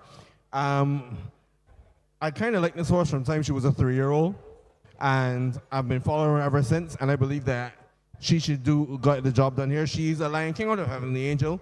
She should have gone to the Classics for me, personally, but she is in at 6 to 1, and she's the only horse in here. That's why I'm going to put her on my second line, because I think she's the only horse in here that could upset horse number 2, Donald's True Bling. Well, if there's one, I'm going to take horse number 6, Seeking Adventure. This weight of 118 pounds looks the part. There's not a lot of speed in this race. This is going to come right back into his bar patch, a 7-year-old bear horse by flat out of the Pacific Whisper. And there is a whisper at 118 pounds that the H&M owned 7-year-old bear horse could be very dangerous for trainer Kenny John. I'm fitting them in on my second line, presently on the board at 9 to 2. On my third line, I'm actually going to go for the other Edward Walker trained horse in here, which is horse number 7, which is Hunter. He carries the weight of 121 pounds because he's going to claim 7 here, in at 6 to 1, which would give, it isn't a trifecta race, but which would give a bit of a heads up on the betting. I think he is also dropped into this company. He's better than this company for me, So I think he should also do a good job here. He is in at 6-1, so that's number 7 for me. And my third line, that's Hunter. I'm going to take on my third line, horse number 3, Chitara, by Lions King out of Heavenly Angel, 120 pounds with Antonio Bishop. The form is good enough. 4th, 1st, and 6th falls on my third line. On my fourth line, I'm going to go for horse number 1, Cold War. I think Cold War. He had a good run last 3 starts ago, he had 2 good runs. He ran third there, running behind horses like the same Chitara and Jericho and the likes of them. And he now comes into this company here on a good to firm ground, as stated. But I think with a bit of a cut, he should run heavily here. He has no one to challenge him on the front end. And if he's back to his old time tactics going to front, I think he should walk here and should finish 4th. On my 4th line, we'll take horse number 1, Cold War by War Crime out of Lavani. Will relish these conditions. Good to firm is listed on the board, but we've seen several imprints going on the top turn. We've had some water today, and I think that this will definitely suit Cold War. 121 pounds, Eric Daniel falls on my 4th line. So for me, I'm going to go, if you want to try the super fat here, I'm going to go 2, 3, 7, and 1, which is 2 being Donald's True Bling, 3 being Chitara, 7 being Hunter, and 1 being Cold War. So I'm going to go 2, 6, 3, and 1. The running of the Easter Bunny Parade handicap. And just to give you some prices from the top. Cold War is at 7-1, drawn on the inside. 7-5 favorite horse number 2, Donald's True Bling. Chitara horse number 3 is at 5-1, 3-1 on horse number 4, Matilda. Right on time, may arrive on time at 6-1, 92 on horse number 6, Seeking Adventure. Hunter horse number 7 is at 7-1, and your long shot is Noble Son at 39-1. Before I throw it up to the guys close to the skies, I'm going to ask the gentlemen who are having a political mass meeting on the inside railing to desist. Thank you very much. And now I'm going to throw it to the guys close to the skies. Good afternoon, everyone, and we are on to the 4th race on today's card. This is the Easter Bunny Parade handicap, going 7.8 furlongs or 1570 meters. This is for 3-year-olds and older, rated 60 to 42. Your starters are in box 1, Cold War. This is the mount of Eric Daniel. He takes 121 pounds to post in the betting at 7-1. In number 2 is Donna's True Bling. Rashid Hughes rides. He takes 126 pounds to post this afternoon, and the betting at 3-2, and this is your favorite. Number 3 is Chitara. Antonio Bishop is your rider. 119 pounds is the weight in the betting at 9-2. 3-1 on number 4 as we go over the page, and this is Matilda. Devontae Prescott has the leg up this afternoon. 128 pounds is the weight in the betting at 3-1. 6-1 on number 5. This is Right on Time. Anderson Tom Trotman. He has the irons, and he takes 113 pounds to post. Once again in the betting at 6-1. On to number 6. This is Seeking Adventure in the betting at 5-1. Jarrell Beckles rides and takes 118 pounds to post. Number 6, Seeking Adventure. Jarrell Beckles is your rider in the betting at 5-1. On to number 7. This is Hunter. And we have a first-time jockey with us this afternoon, ladies and gentlemen. Keon Babb is the name. We hope he has a safe trip around the track and takes 128 pounds to post. Once again, Hunter, Keon Babb is your rider. 128 pounds is the weight in the betting at 7-1. And to complete the field in the 4th race this afternoon, number 8, Nobelson, the mount of Zarel Ford. 128 pounds is the weight in the betting at 34-1.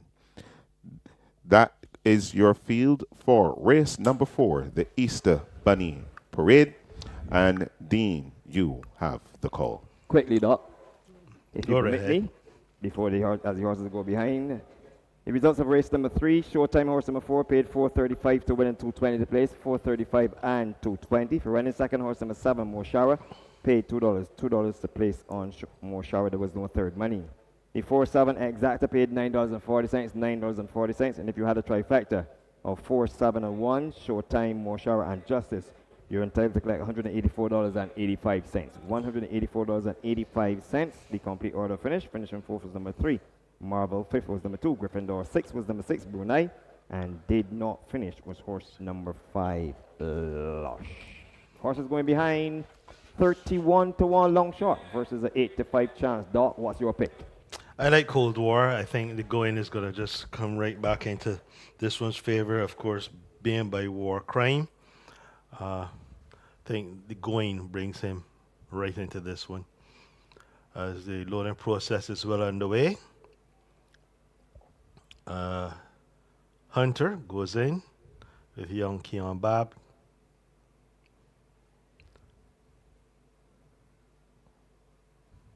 We wait for Seeking Adventure in the bright green silks.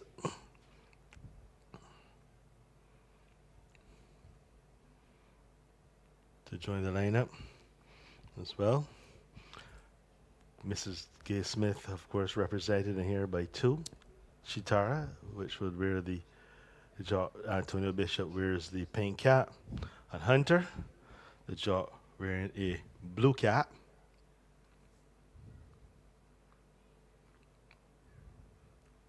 Seeking Adventure goes in, they're under starters orders, and they're racing. Matilda got a little squeeze, leaving the gates. Slowly to stride a little bit there was Hunter. However, Seeking Adventure in the bright green is the one who brings them onto the main course in front. So it's Seeking Adventure who leads up on the outside, is right on time. Down the inside, Donna's True Bling between horses pulling double. That one is Chitara. Matilda has recovered after a hesitant beginning. So too is Hunter. Keon Bob, who's caught a bit wide. Down the inside is Cold War, and Nobleson is the trailer. A tightly backed group in an opening quarter of 25 and 1. They head towards the 5 furlong marker, and Seeking Adventure just cruising along in front. Being on the outside of her is Seeking. That one is right on time. Then on the inside, Donna's True Bling. Then after that, we get to Chitara and Matilda racing as a team. Down the inside, Cold War, then Hunter, and Nobleson has all to pass after a half mile completed in 50 and 4. And it's Seeking Adventure, yet to see a rival. On the outside, right on time is second. Matilda is third. Donna's True Bling on the inside. Between horses, that one is Chitara. Then there's Cold War. Hunter's dropped away, and Nobleson still the trailer. Inside the quarter pole they come. And Seeking Adventure continues to lead, being pressed now on the outside by right on time. White on the outside, here's Cold War. Donna's True Bling is going to get a lovely run up the rail if she's good enough. And there are no more turns, and it's Seeking Adventure clinging to the lead. On the outside, here's Cold War running at him. It's Seeking Adventure on Cold War. Cold War picks her up, puts her down, puts her away. Cold War is going to get home, wins it by a cheeky 2.5 lengths. Wins it from Seeking Adventure. Chitara was third, then it was tight fourth between... on the inside, Donna's True Bling, and between horses, right on time, Matilda was next. The last one home was Nobleson. The winner came home in 141 and 1. In a moment, a recap for you.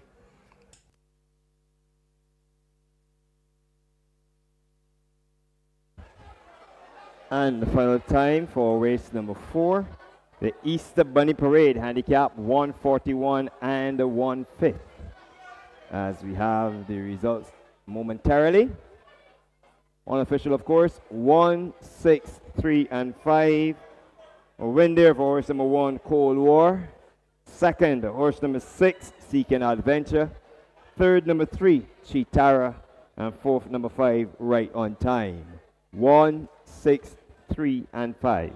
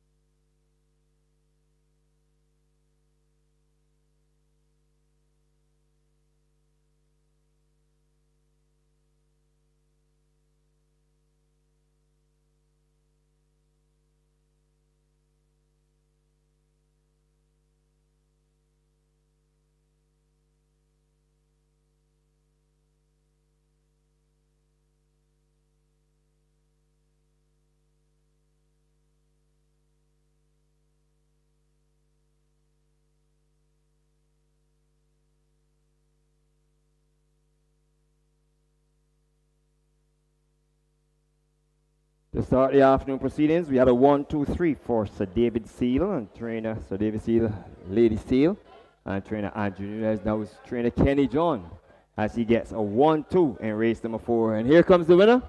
And the second place horse on your right is horse number 1, Cold War. This is a 6-year-old chestnut horse by War Crime out of Labani, owned by CAH Racing, trained by Kenny John, and ridden by Eric Daniel. Congratulations to them. The groom is Tyrone Mears. Finishing second was horse number 6, being held by trainer Kenny John. This is Seeking Adventure. And Seeking Adventure is a 7-year-old bay horse by Flat Out of Pacific Whisper, owned by H&M, trained by Kenny John, ridden by Joe Beckles, took 118 pounds. Third went to horse number 3, Chitara, a 5-year-old dark bay mare by Lion King out of Heavenly Angel, owned by Mrs. Gay Smith, trained by Edward Walcott Jr., ridden by Anthony Bishop 1-2-0. While finishing fourth was horse number 5, Right on Time, an 8-year-old chestnut gelding by Jeanette with a Domineering, ridden by Addison Trotman, 113 pounds for trainer Richard Dean and owner Stephen Jardine. 1, 6, 3, and 5, the unofficial results of the Easter Bunny Parade Handicap. Over 1,570 meters completed in 1:41 and 1/5. Up next is the afternoon's 5th race, and following the run of this race, we will have the birthday celebrations or whatever you are celebrating, any anniversary. It's the Easter Egg Hunt Handicap, which is for 3 years and older horses rated 45 to 25. Also open to horses 3 years and older rated 24 and below. They're going 1,100 meters. Post time for that event is 4:20 in the afternoon. The 8th day of the Barbados Turf Club first racing season for 2024 comes a calling on Saturday, April 13th, when the Barbados Turf Club stages honoring former Barbados Turf Club employees. And entries for that race, they will close on Wednesday coming, the 3rd of April, at the office of the Barbados Turf Club at 10 a.m. Entries for the Barbados Turf Club 8th day of its first racing season 2024, entitled Honoring Former Barbados Turf Club Employees, to close this coming Wednesday, the 3rd of April, at the office of the Barbados Turf Club at 10 in the morning. Tonight's Mega 6 jackpot stands at $2,955,000. Get your tickets over by the drill hall or inside by the grandstand. While you're at it, you can get tickets for Tuesday's Super Lotto jackpot, which stands at $3,070,000. Tuesday, April 2nd, the Super Lotto jackpot stands at $3,070,000. You can get your scratch tickets. All the games are readily available. Get your tickets for the 5 o'clock, 7 o'clock, and 9 o'clock double draw remaining. And while you're at it, you can top up your phones at both betting booths over by the drill hall and inside by the grandstand at the Barbados Lottery outlets, where you can get your tickets and top up your phones with both networks. Remember, you got to be in it to win it. The Barbados Lottery, supporting sports, youth, and culture.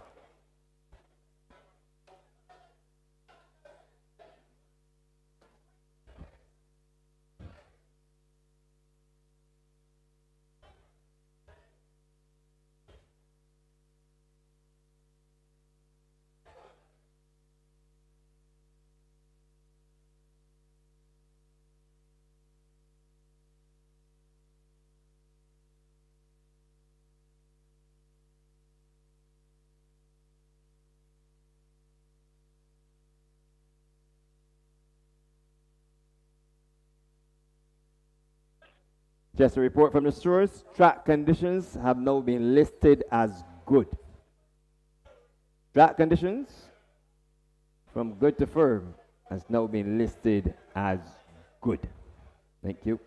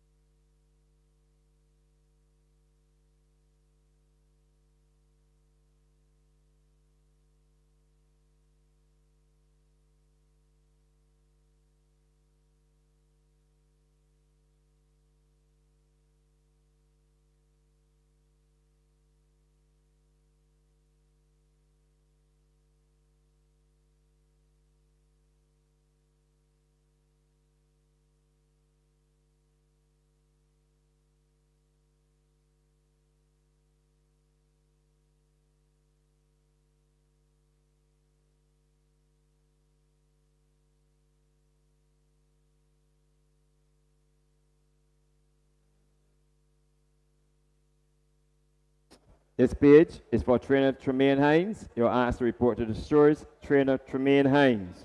You're asked to report to the stewards. Thank you.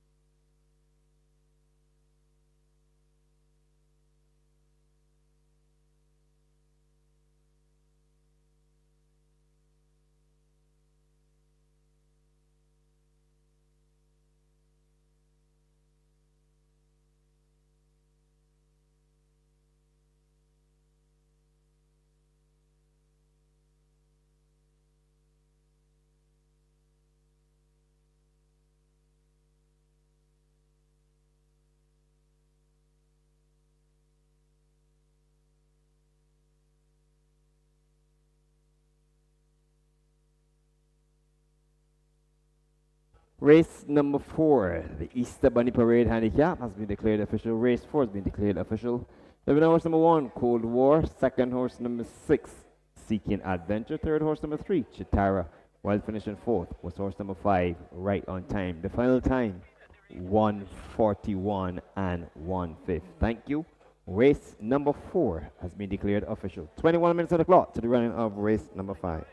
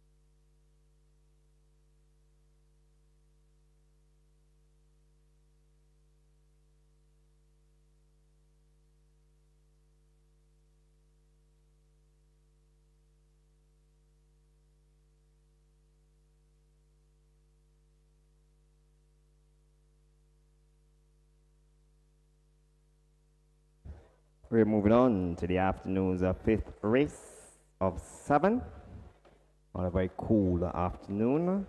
And it's the Easter Egg Hunt handicap.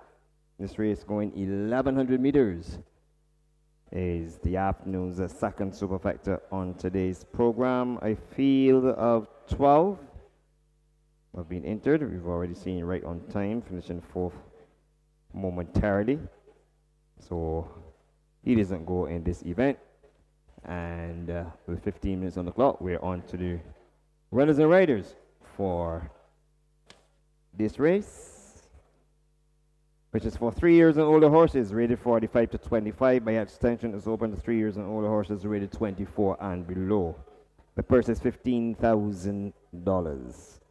Number 1 is He's the One, owned by BS Stables, trained by Ramel Lovell, ridden by Danana Lopez, 128 pounds, a tongue tie and a left eye shield is equipment on He's the One, number 1.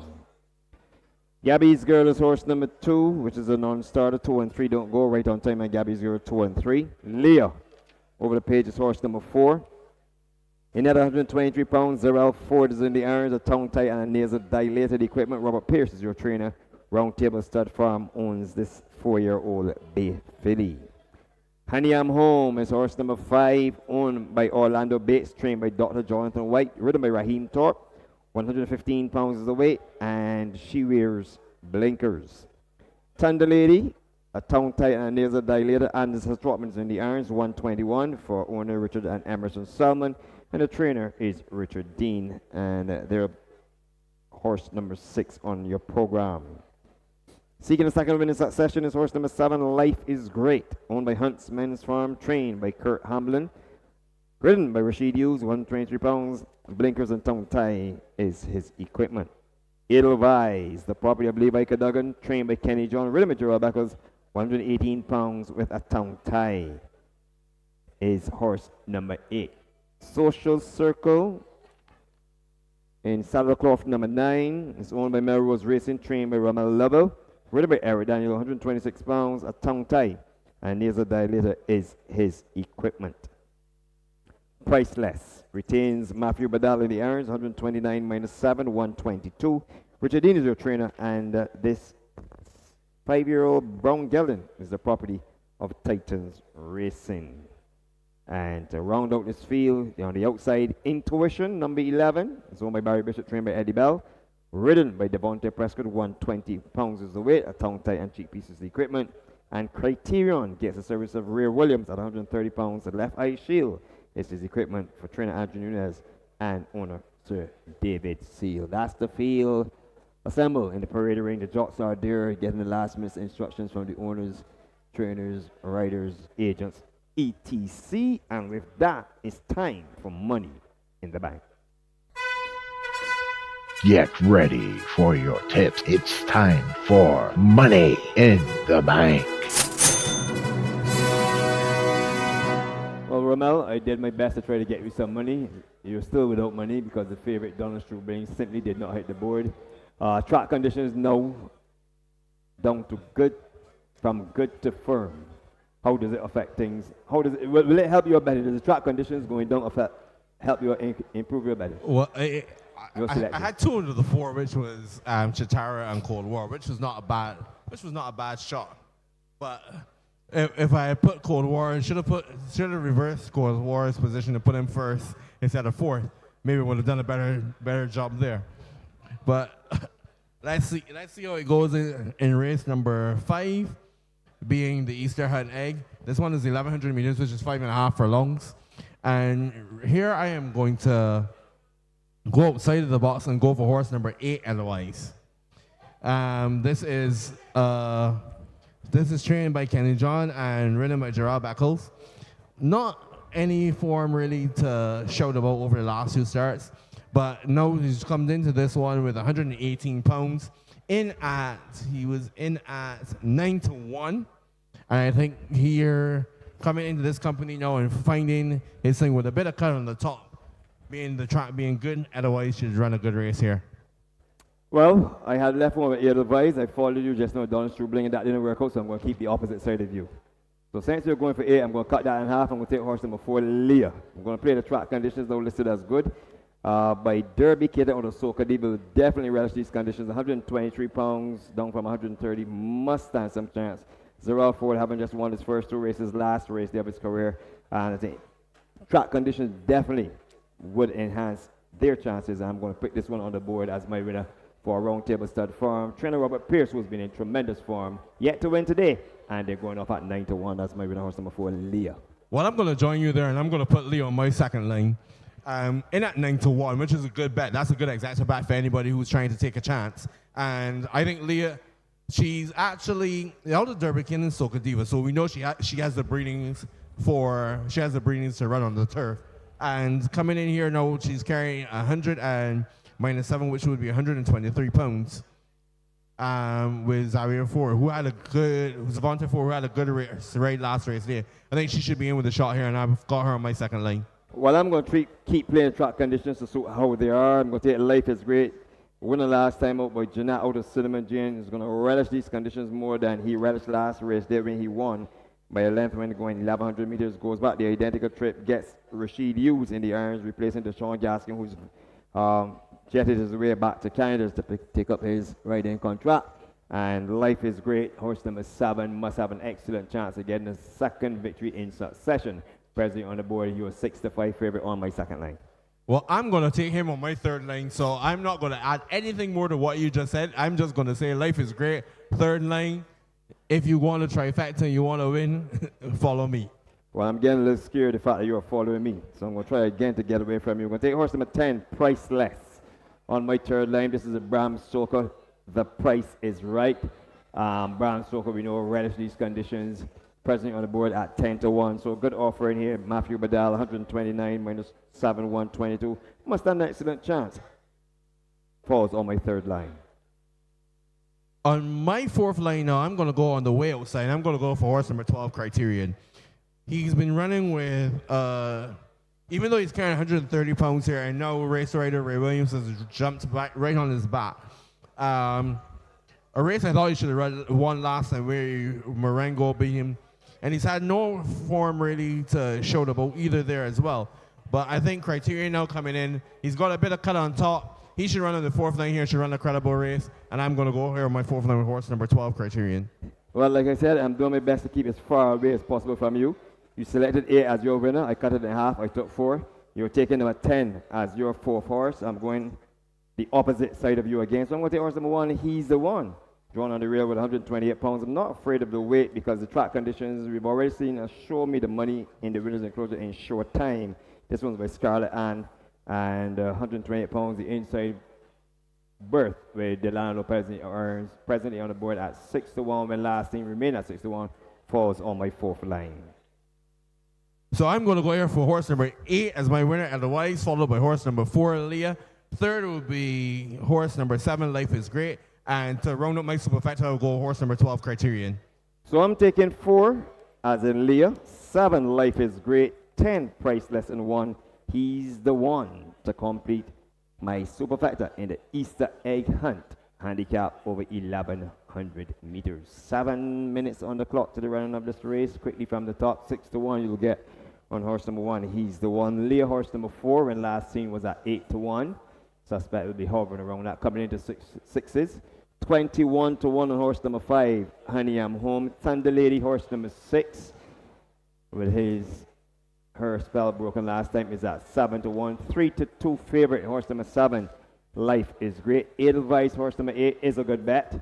I'll just wait for the board to switch over. Presently at 7-1. Number 9 is at 12-1. This is Social Circle. Priceless, horse number 10, is at 7-1. 18-1 on horse number 11, Intuition. And Criterion is presently on the board. Horse number 12 at 4-1. I've got a funny feeling this one is not going to be as straightforward as it looks. The guys closer to the skies will have a look and give you all the necessary information and even the horse whisper. Thank you very much, Lyndon. It's the Easter egg Hunt can't handicap, going a distance of 5.5 furlongs, 1100 meters. And Philip, you have the starters, weights, and the odds. Thank you very much, Neil. We are on to number 5, race 5. Number 1 is He's the One. This is the mount of Delano Lopez. 128 pounds is the weight takes the post this afternoon in the betting. Just waiting for the board to change over at 6-1. Straight to number 4. This is Leah. Zorel Ford rides. 123 pounds is the weight in the betting at 6-1. 24-1 on number 5, Honey I'm Home. Raheem Thorpe has the leg up this afternoon. 122 pounds is the weight. On to number 6, Thunder Lady. Is partnered this evening by Anderson Trotman. 121 pounds is the weight that takes the post in the betting at 7-1. 8-5 on number 7. This is your favorite. Life is Great.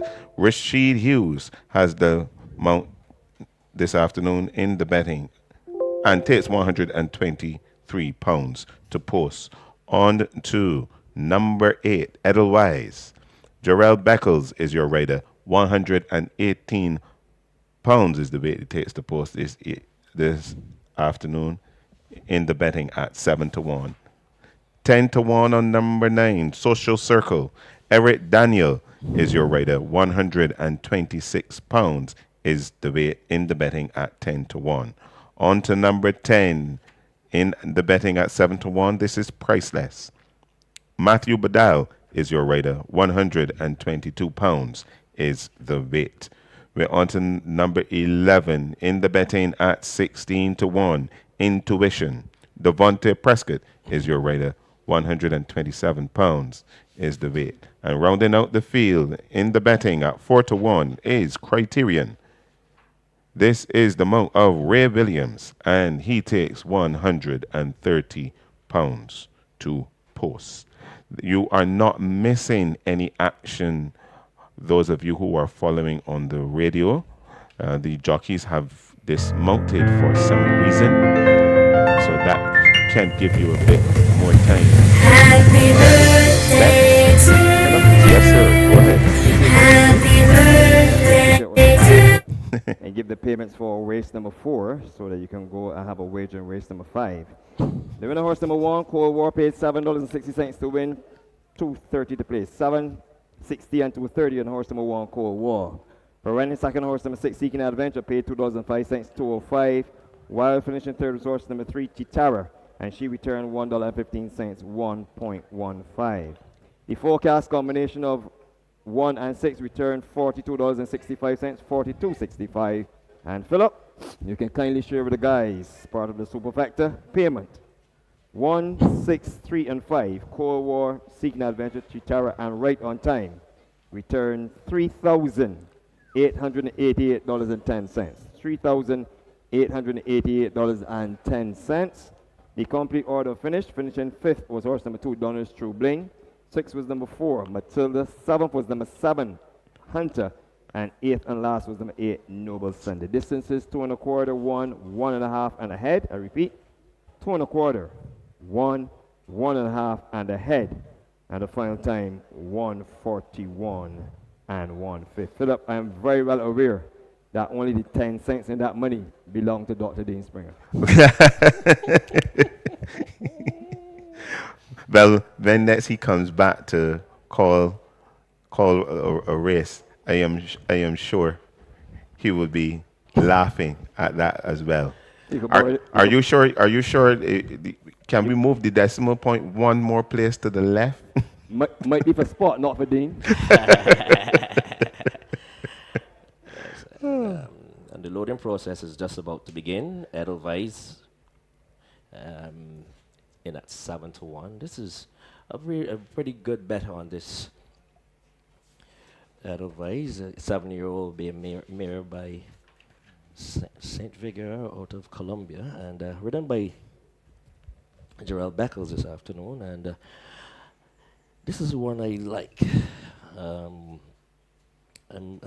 looking at Thunder Lady and Life is Great. Now, these two have been in tremendous form. They've been trading places. If we go back to three starts back.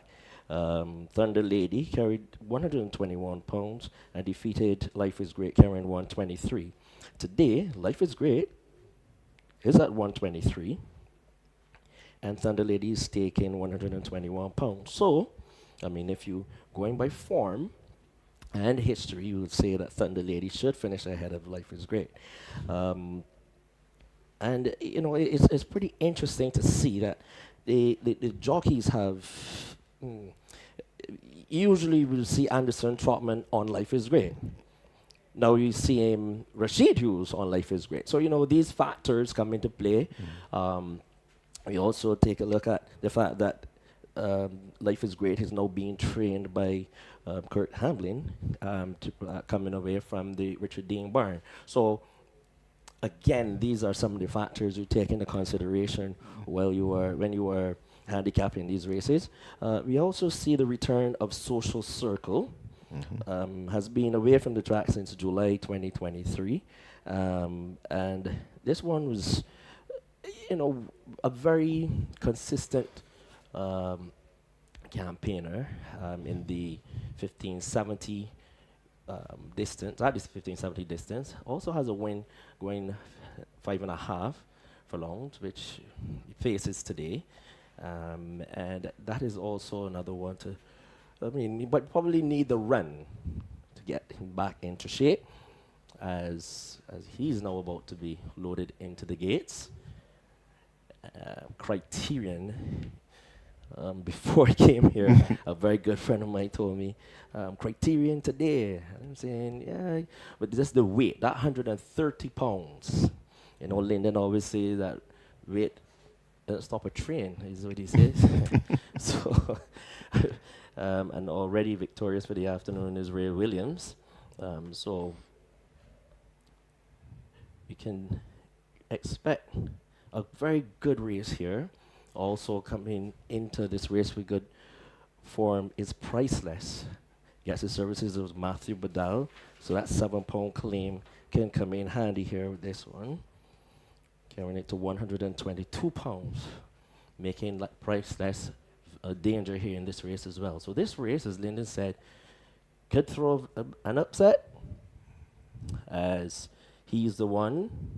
The jock is just ease the weight off of him a bit. Then comes Leah. Honey, I'm Home. Thunder Lady with the jockeys in the case. He's standing on the side. Waiting for Thunder Lady to go in. Edelweiss, Jarrell Beckles, already standing quietly is Intuition and Priceless. And they ran Thunder Lady in, and she's in. Just waiting for Criterion to go in with his familiar jacket. There's blanket. Keep him comfortable, and he goes in. They're all in.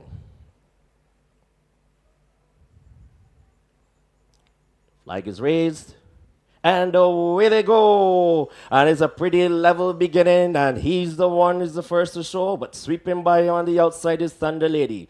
So Thunder Lady and he's the one. They've gone on by about 4 lengths. So in third position is Leah. Life is Great is there. Then comes Edelweiss. On the outside is Intuition. Priceless is between horses. Then on the inside of these is Social Circle, Criterion, and Honey I'm Home is your back marker. That's the way they race as they pass the 3. And it is a ding-dong battle early on between Thunder Lady and He's the One. That gap has shortened significantly as on the inside is Life is Great, who's making a challenge now. So it is He's the One as they pass the quarter pole, still in front. On the outside of them, still hanging on tenaciously, is Thunder Lady. But here comes Edelweiss to take over the furlong and a half to go. And Edelweiss sweeps on by. Inside the final furlong they come. And it is Edelweiss here on the outside. Here comes Criterion. It is Edelweiss. Criterion is challenging on the outside. But Edelweiss, Beckles looks over his shoulder to see Criterion coming with a run. And oh, very, very close. Edelweiss and Criterion went by together in third position for sure. Was Life is Great. Then came Priceless and a long, long way back to Honey M Home in 108 and 2. In a moment, the unofficial placings for you.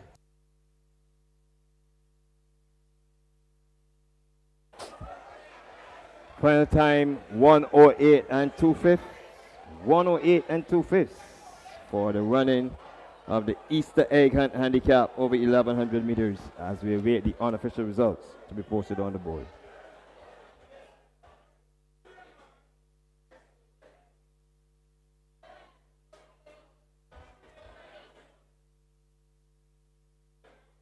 Results on the board: 8, 12, 10, and 7. The winner, horse number 8, Edelweiss. Second, horse number 12, Criterion. Third, horse number 10, Priceless. And fourth, horse number 7, Life is Great. 8, 12, 10, and 7.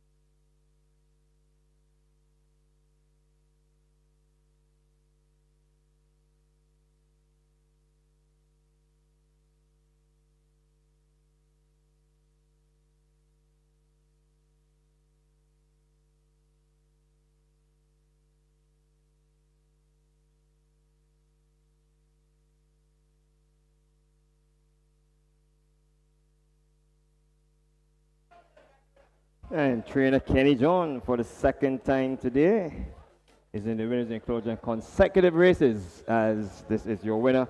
Horse number 8, Edelweiss, being led in. And congratulations. The winning jockey is Joel Beckles. And Edelweiss is a 7-year-old bear made by St. Ver out of Colombia. Owned by Levi Cadogan, trained by Kenny John, and ridden by Gerald Beckles, took 118 pounds to victory. The successful groom is Junior Flats. Second went to horse number 12, Criterion. A 6-year-old chestnut horse by Arista Demons, Shall We Dance, owned by Sir David Seal, trained by Andrew Nunez, ridden by Ray Williams, 130. Finishing third was horse number 10, Priceless, a 5-year-old brown gelding by Bram Stoker. Out of The Price is Right, owned by Titans Racing, trained by Richard Dean, and ridden by Matthew Badal, took 122 pounds, while finishing fourth Was horse number 7, last race day's winner, Life is Great, a 5-year-old chestnut horse by Jeanette Cinnamon Jane, owned by Huntsman's Farm, trained by Kurt Hamlin, and ridden by Rashid Hughes, took 123 pounds. 8, 12, 10, and 7. The results, unofficially of course, of race number 5. The final time, 108 and 2/5. Up next is the Easter Weekend Handicap, and this race goes 1,100 meters for 3 years and older horses, rated 25 to 15.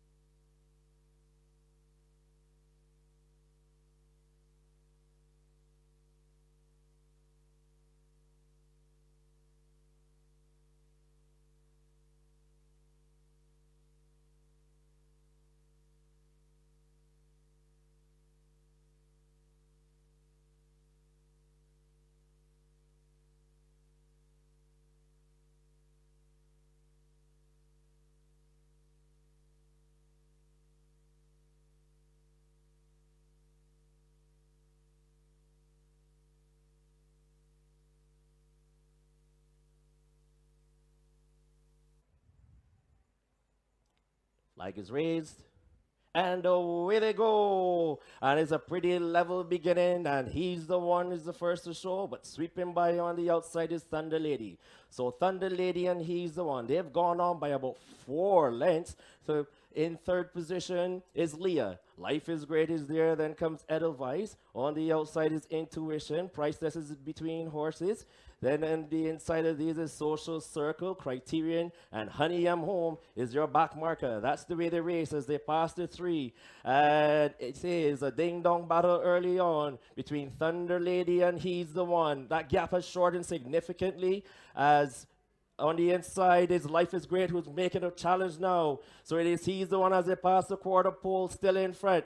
On the outside of them, still hanging on tenaciously, is Thunder Lady. But here comes Edelweiss to take over the furlong and a half to go. And Edelweiss sweeps on by. Inside the final furlong they come. And it is Edelweiss here on the outside. Here comes Criterion. It is Edelweiss. Criterion is challenging on the outside. But Edelweiss, Beckles looks over his shoulder to see Criterion coming with a run. Oh, very, very close. Edelweiss and Criterion went by together in third position for sure. While Life is Great, then came Priceless, and a long, long way back to Honey I'm Home in 108 and 2. In a moment, the unofficial placings for you.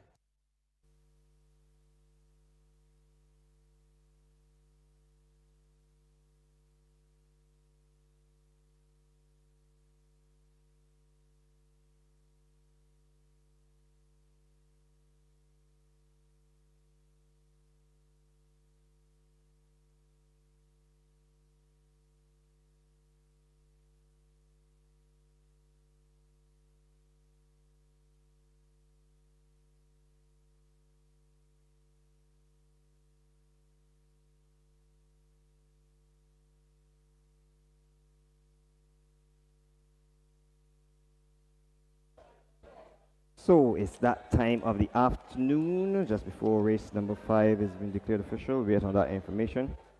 Those of you celebrating your birthdays this Easter weekend and the final week of Easter, I want to say a special happy birthday to each and every one of you. Those of you who have celebrated your birthdays during the past week, and those of you who are going to be celebrating in the week to come. Today is the birthday of assistant trainer, former jockey, Antonio Perch. He celebrates his birthday today, April 1st. That is the beginning of next month. Rommel Perkins Lovell, trainer. So quite a few trainers close by. Rommel Perkins Lovell on April 1st, along with owner David Arthur. A couple days after that, on the 8th, the famous Drips will be celebrating his birthday.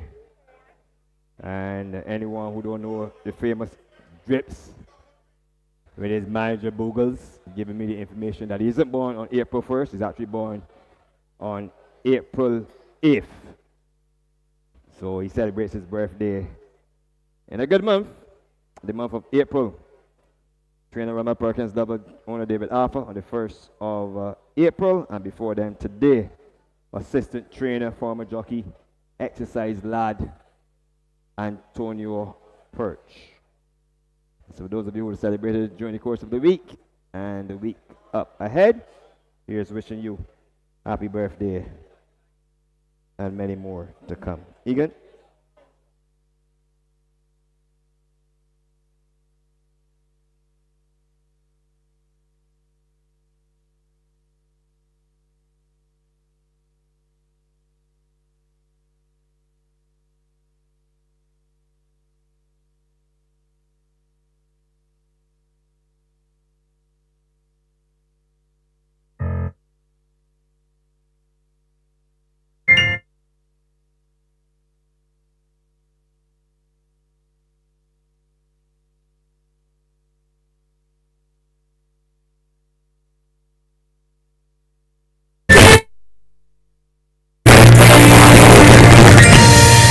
Happy birthday to you.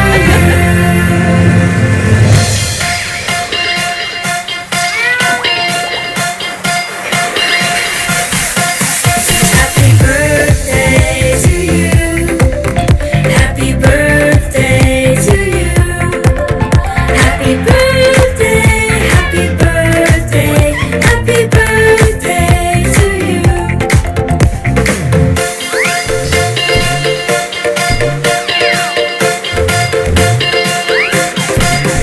Happy birthday to you.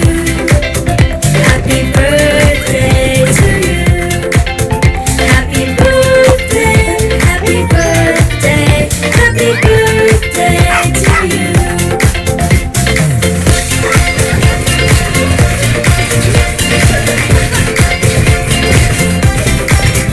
Happy birthday to you. Happy birthday to you. Happy birthday, happy birthday, happy birthday to you. Happy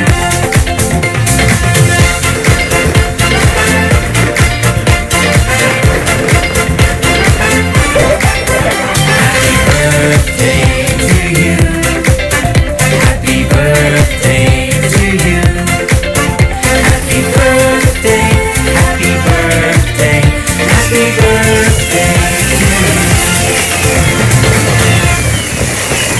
to you. Happy birthday to you. Happy birthday to you. Happy birthday from all of us. Happy birthday to you.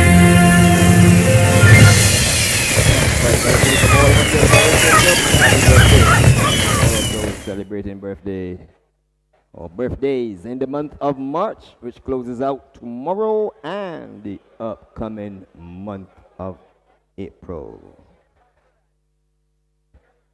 We're just about 17 minutes on the clock for the run of the afternoon's penultimate race. This also promises to be a cracker-jacker if you can get the right combinations here.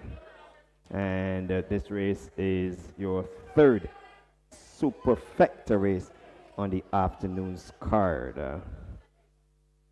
The Barbados Lottery, supportive of sports, youth, and culture. And remember, the lottery is up for grabs. Tonight's Mega 6 stands at $2,955,000.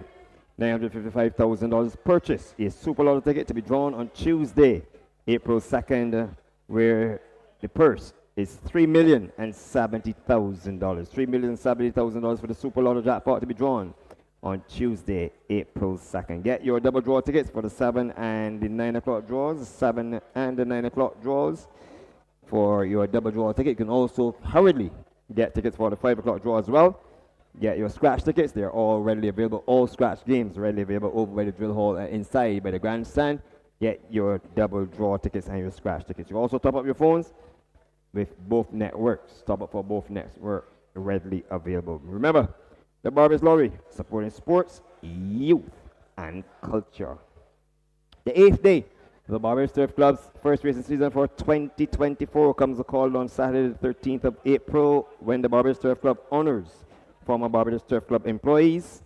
And entries for that race day will close this coming Wednesday, the 3rd of April, at the office of the Barbados Turf Club at 10 a.m. Entries to compete on the Barbados Turf Club's 8th day of its first racing season set to go off on the 13th of April 2024.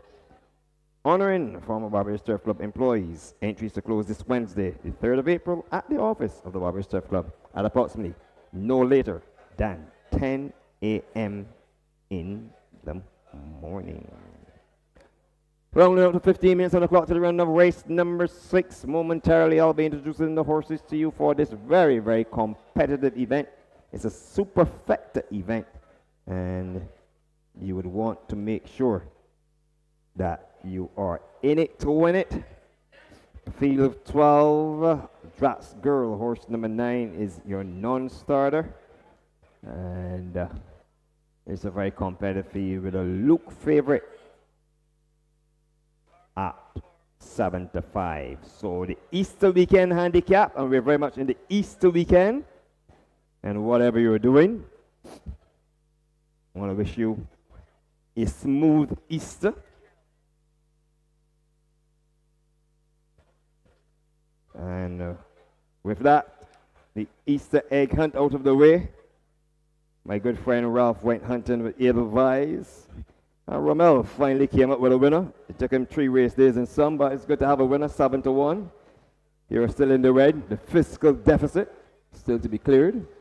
But with 14 minutes on the clock, I'm sure you can do it once. If you can do it once, you can do it twice. So let's see what you're made of. Is the Easter weekend handicap, and this is race number 6 for 3 years and older horses rated 25-15. The purse is $13,500. To the ring, number 1 is Francine, owned by Shabazz Arthur, trained by Eddie Bell, ridden by Christopher Marsh. And this young man is having his very first ride. He's a former student of the St. Leonard's Boys. If my memory serves me correct, he's 18 years old. And I want to take the opportunity to wish the young man all the best as he starts out a chosen career. Young Christian Marsh. It's the name, not Christian. Christian Marsh, 17 years old, of Lowlands Park in Christchurch. So I want to wish the young man all the best. I'm sure his family are glued to the television sets and the stream as well as they are here. Rooting for the young man at 17 years old. We are going to wish him all the best as he rides Francine in blinkers and a tongue tie and goes to post at 121 pounds. Number 2 is Temple Dancer, owned by Good Guys Syndicate, trained by Sean Hall. Khadija Arthurs in the irons, 112 pounds is the weight. And the equipment to be used, blinkers and a tongue tie. Horse number 3 is Aman Kora, owned by Caroline St. John, trained by Andre Medford, ridden by Kadeem Mohammed. 112 pounds is the weight on number 3, Aman Kora. Over the page, your favorite visionary from Mark Goodrich, the owner, Rommel Lovell, the trainer, Rashid Hughes, the rider. 129 pounds, a visor and tongue tie is his equipment. Moving along, Vita Rosa, Horse number 6, owned by KNC Stables, trained by Victor Cheeseman, ridden by Devontae Prescott, 113 pounds, equipment to use a tongue tie and a nasal dilator. Carnival Kitten is horse number 7, owned by Mark Goodrich, the second running for Mark Goodrich, trainer Roman Lovell, ridden by Raheem Thorpe, 120 pounds is the weight, equipment to use blinkers and a tongue tie. Number 8 is Oberoi, the property of Melrose Racing, trained by Robert Pierce, ridden by Zerrell Ford, 115 pounds is the weight. Similarly to Carnival Kitten, Oberoi is fitted with blinkers and a tongue tie. Number 10, Storm Force, Ray Williams rides at 128 pounds for Sir David Seal and trainer Stephen Bino.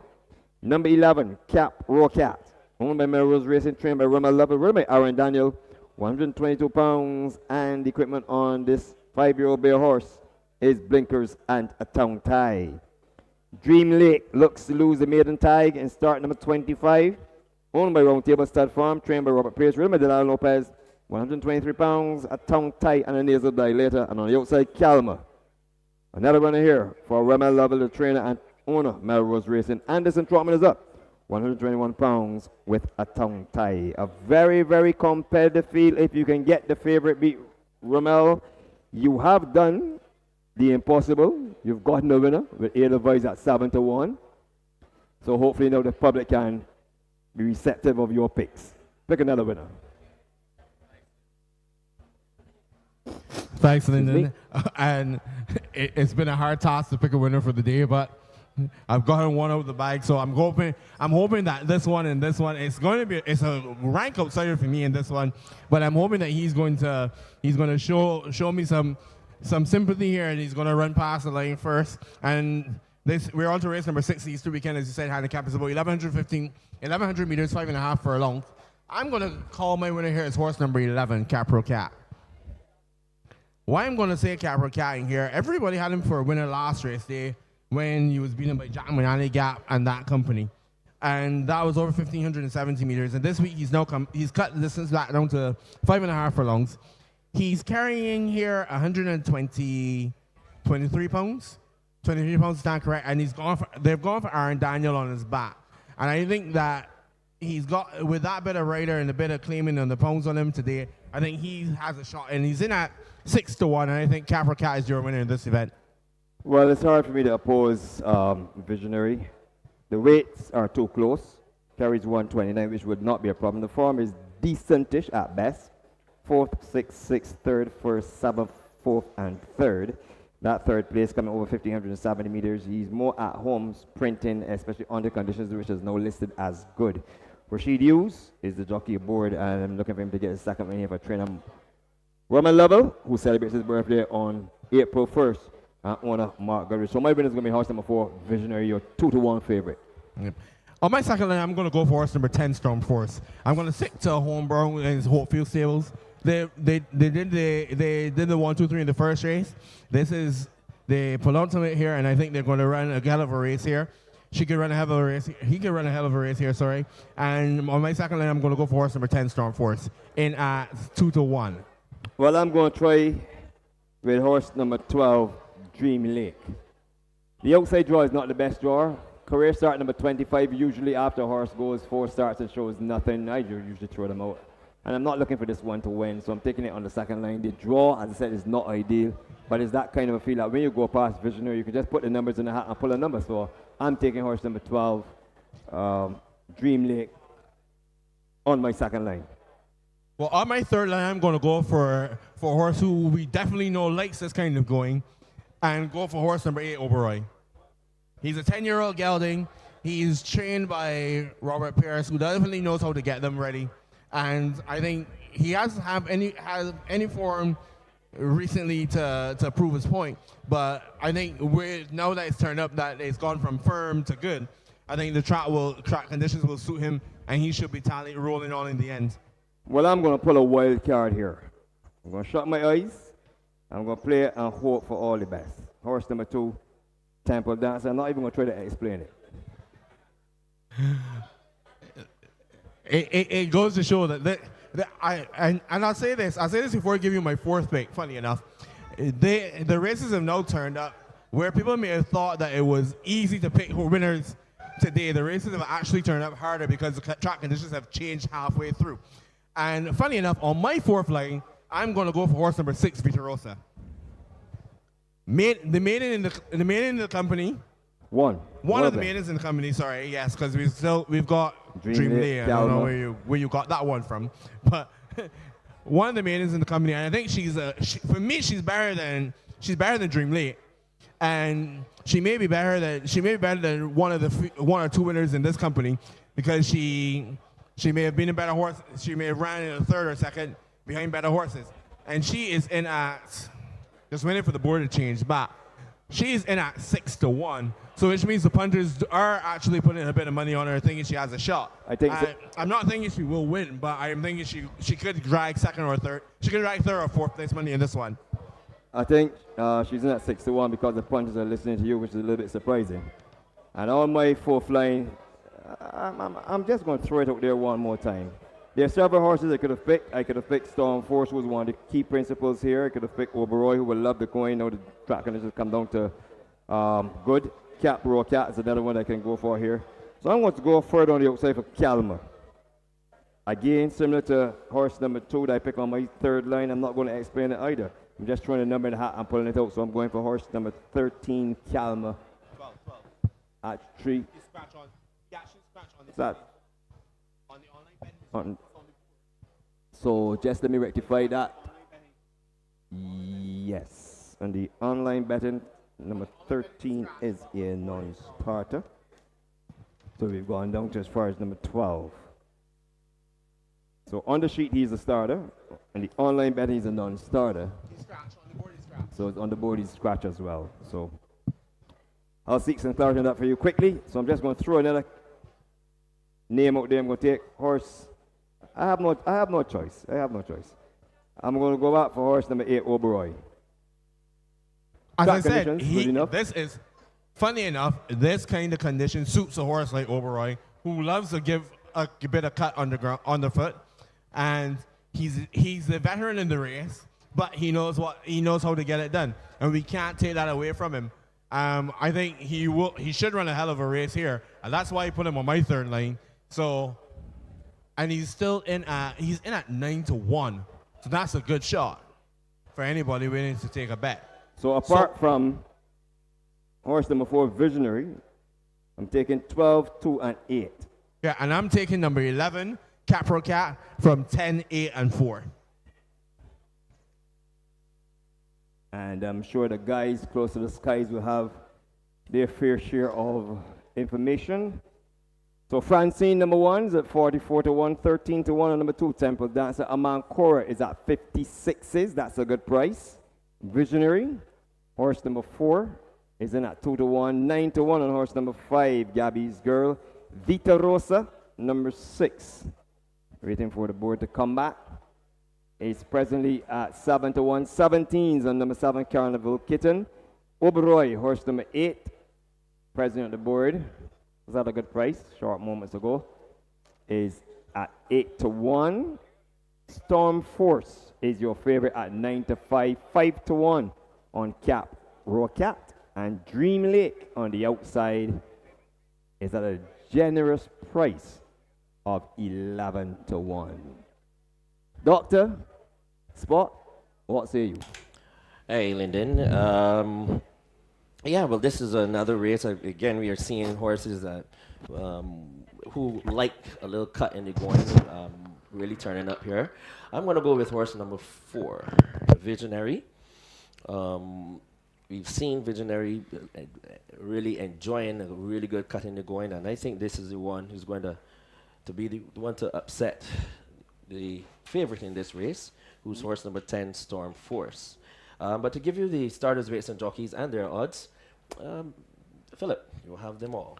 Thank you very much, Neil. We are on to race number 6, the Easter Weekend Handicap, going a distance of 1,100 meters or 5.5 furlongs.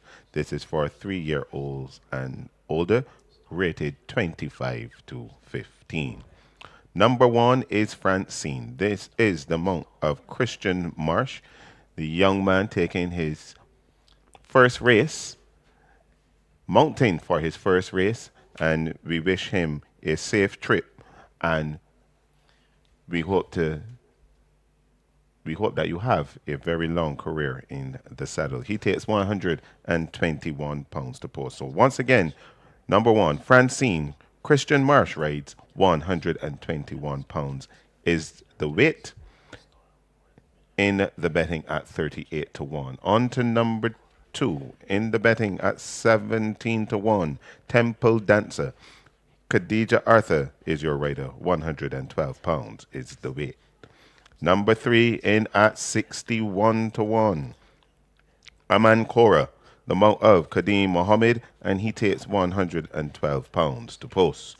On to number four. This is Visionary. Rashid Hughes is your rider and takes 129 pounds to post in the betting at 2 to 1. 9 to 1 on number five. This is Gabby's Girl, the mount of Eric Daniel. He takes 127 pounds to post. And in the betting, I was waiting for the board to change at 9 to 1. 6 to 1 on number 6, Vita Rosa. Devontae Prescott is your rider. 113 pounds is the weight he takes the post this afternoon. On to number 7 in at 19 to 1. Carnival Kitten, the mount of Raheem Thorpe. 120 pounds is the weight. On to number 8, Oberoi in the betting at 8 to 1. Zarel Ford is your rider. 115 pounds is the weight. On to number 10. This is Storm Force, the mount of Ray Williams, and your favorite in the betting at 9 to 5 with 128 pounds. Number 11, Cap Raw Cat. Aaron Daniel rides in the betting at 5 to 1 and takes 112 pounds to post. And we're now on to number 12, Dream Lake in the betting at 11 to 1. Delano Lopez is your rider. 123 pounds is the weight. That is your field, ladies and gentlemen, for race number 6, the Easter weekend handicap. The loading process is not yet on its way. So, Neil, for the first time today, who is your winner? Well, as I said there just now in the preamble, I said Visionary is the horse that I like here. He enjoys a cut in the going, which he gets today. And this is a horse that, you know, if as long as you get a good cut in the going, he always turns up, or he's always thereabouts. The other horse I'm liking here is Gabby's Girl. She opted to come in this race. I thought the race before would have been a better race for her, but they opted to bring her here this one. 133 pounds, and you know, if she was in the race earlier, she would have taken 114 pounds. So there must be sweet on her coming in this event with 133 pounds. She has the services of Eric Daniel. And speaking of Gabby's Girl, she goes in. Vita Rosa also goes in, also standing quietly. Francine, we wish young Christian Marsh all the best for having his first race. Standing quietly. Next to them, that's Temple Dancer. The old stager Oberoi goes in. Capra Cat walks in, the gentleman. Carnival Kitten goes in. Another one that we could take into consideration is Dream Lake. Came to Barbados with a lot of backing, and he finds himself down with this end of the classification ladder, and was knocking around, running quite a few seconds, but you know, and as I said, he's found himself down at this end, but could turn up this afternoon. So 3 to go, and these are Dream Lake, and he goes in. Visionary and Amankora.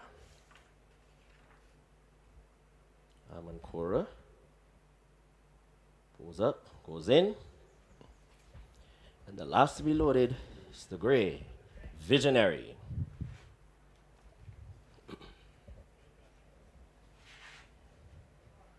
Just a little wrong a bit. This has the services of champion jockey Rashid Hughes. And Visionary goes up, goes in, and they're all in.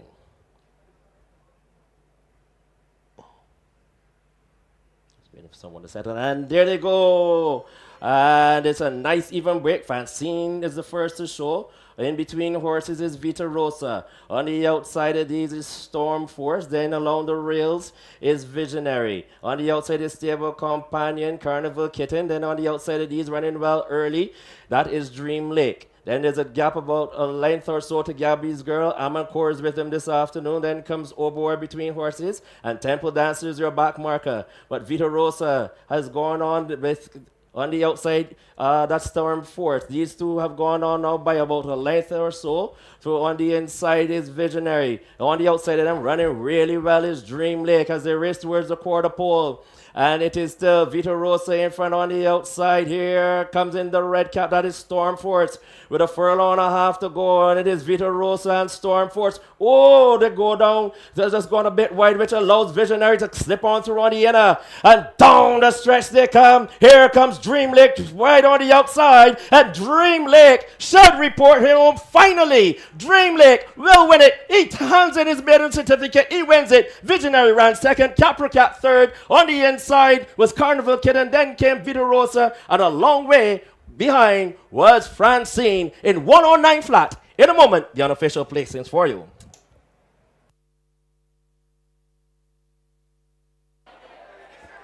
Well, the final time 109 flat for the Easter weekend handicap as we await the unofficial results to go up on the board.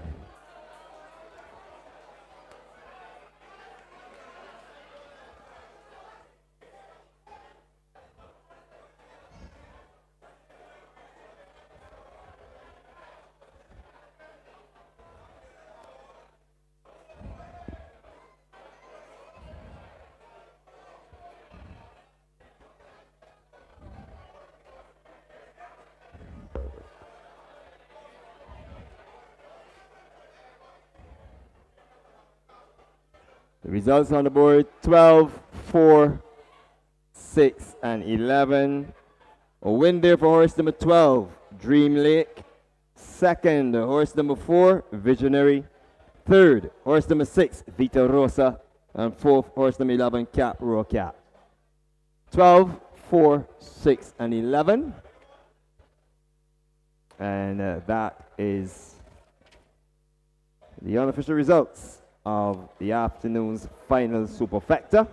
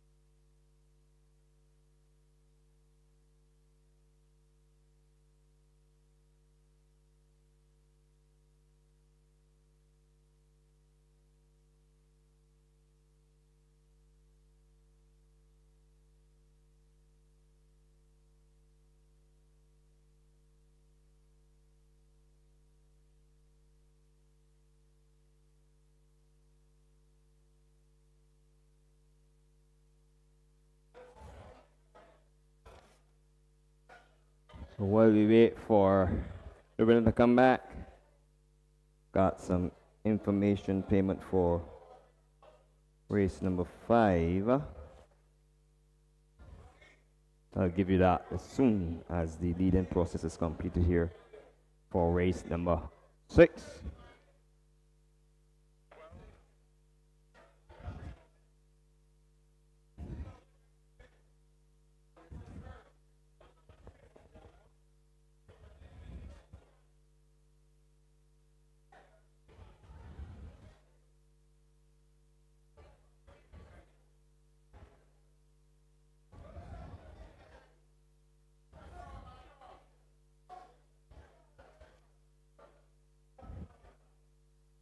So this is your winner. Now being led in, horse number 12, Dream Lake. So this is your winner. A 5-year-old horse by Just Dream out of Pass Me the Salt, owned by Round Table Stud Farm, trained by Robert Pierce and ridden to victory by Delana Lopez. So many congratulations to all concerned. And Adrian Jackman is a successful groom, and this is horse 25th attempt to lose that maiden. So congratulations to the entire connections of horse number 12, Dream Lake. Finishing second was horse number 4, Visionary, an 8-year-old grey roan horse. But he's had enough of Lindsay's Star, owned by Mark Goodrich, trained by Rema Lovell, William Rashid Hughes, took along 129 pounds. Third went to horse number 6, Vita Rosa, a 5-year-old bay horse by Almador out of Vincedor, owned by KNC Stables, trained by Victor Cheeseman, ridden by Devontae Prescott, 113. While finishing fourth was horse number 11, Cap, Raw Cap. The property of Melrose Racing, trained by Rema Lovell, ridden by Aaron Daniel, 122 pounds. Number 11, Cap, Raw Cap, round out the top 4. 12, 4, 6, and 11. The final time for that event, 109 flat. We're on to the afternoon's feature race and the final race, which is the Easter Handicap. It's for 3 years and older horses rated 75 to 57 by extension. It's open to horses 3 years and older rated 56 and below. Post time is 5:30 p.m. Let me give you, as promised, the official order of finish and payments for race number 5. The winner horse number 8, Edelweiss, paid $8 to win, $2 to place. $8 to win, $2 on horse number 8, Edelweiss. For running second, horse number 12, Criterion. Copy that. Just to inform you, do hold all tickets. The stewards have called an inquiry into the running of race number 6. There is a stewards inquiry into the running of race number 6, the Easter weekend handicap. Do hold all tickets. Excuse me. Finishing second was horse number 12, Criterion, paying $140, while number 10, priceless, paid $2.15. $2.15. The forecast of 8 and 12 paid $57.40, $57.40. The trifecta of 8, 12, and 10 paid $250.45. $250.45. While the supervector of 8, 12, 10, and 7 paid $558.30. $558.30. The official order finish. Finishing fourth was horse number 7, Life is Great. Fifth was horse number 4, Leah. 6 was horse number 1, He's the One. 7 was horse number 11, Intuition. 8th was horse number 9, Social Circle. 9th was horse number 6, Tender Lady. And 10th and last was horse number 5, Honey, I'm Home. The distances: a neck, 2, a neck, 3 1/4, half, 2 1/2. I repeat: a neck, 2, a neck, 3 1/4, and a half, and the final time 1:08 2/5.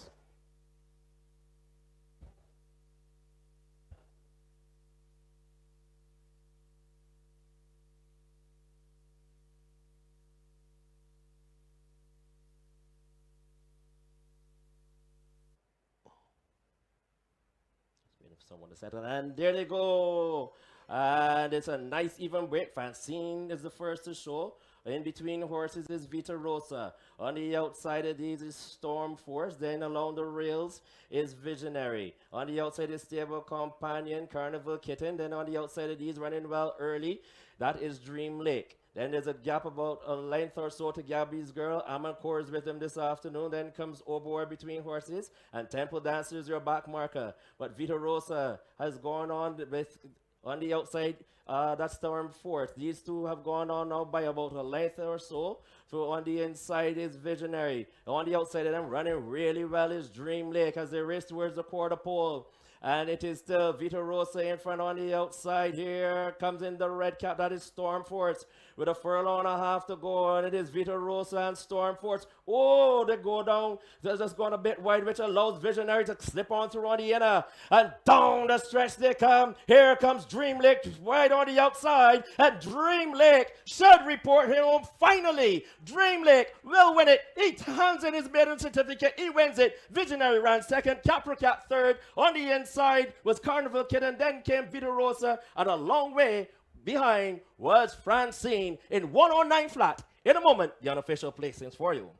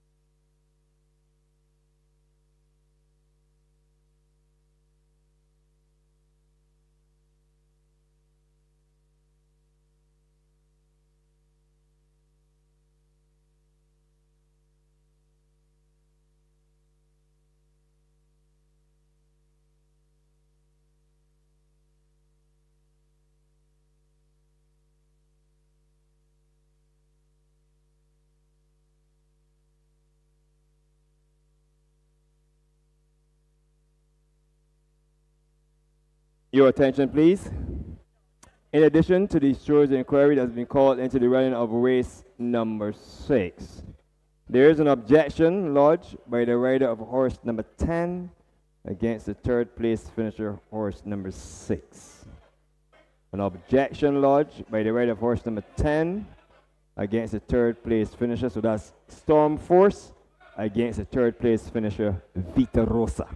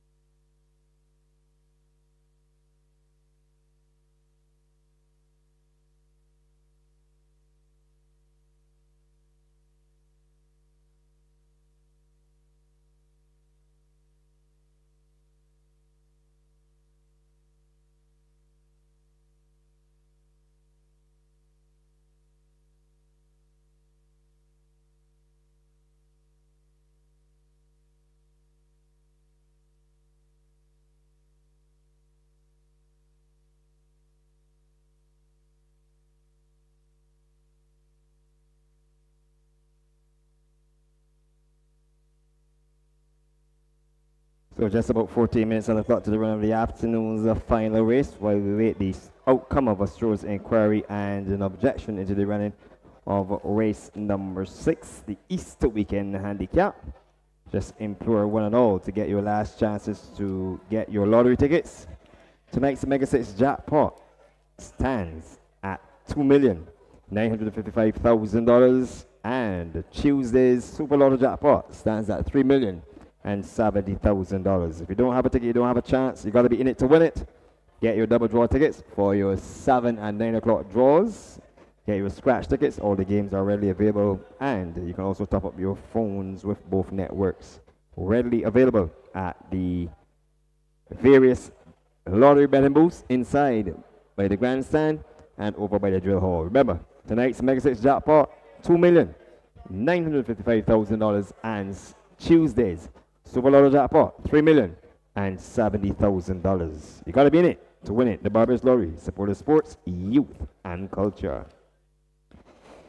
The penultimate day of the Barbados Surf Club's first racing season comes a calling on Saturday the 13th of April. That's when the Barbados Surf Club stages its 8th day of its first racing season, entitled Honoring Former Barbados Surf Club Employees. Entries for that race day will close this coming Wednesday, the 3rd of April, at the office of the Barbados Surf Club at 10 a.m. Entries for the Barbados Surf Club's next race day, effectively its 8th race day of its first racing season, entitled Honoring Former Barbados Surf Club Employees, to be held on Saturday, the 13th of April. Entries to close this coming Wednesday, the 3rd of April, at the office of the Barbados Surf Club at approximately no later than 10 a.m. Thank you.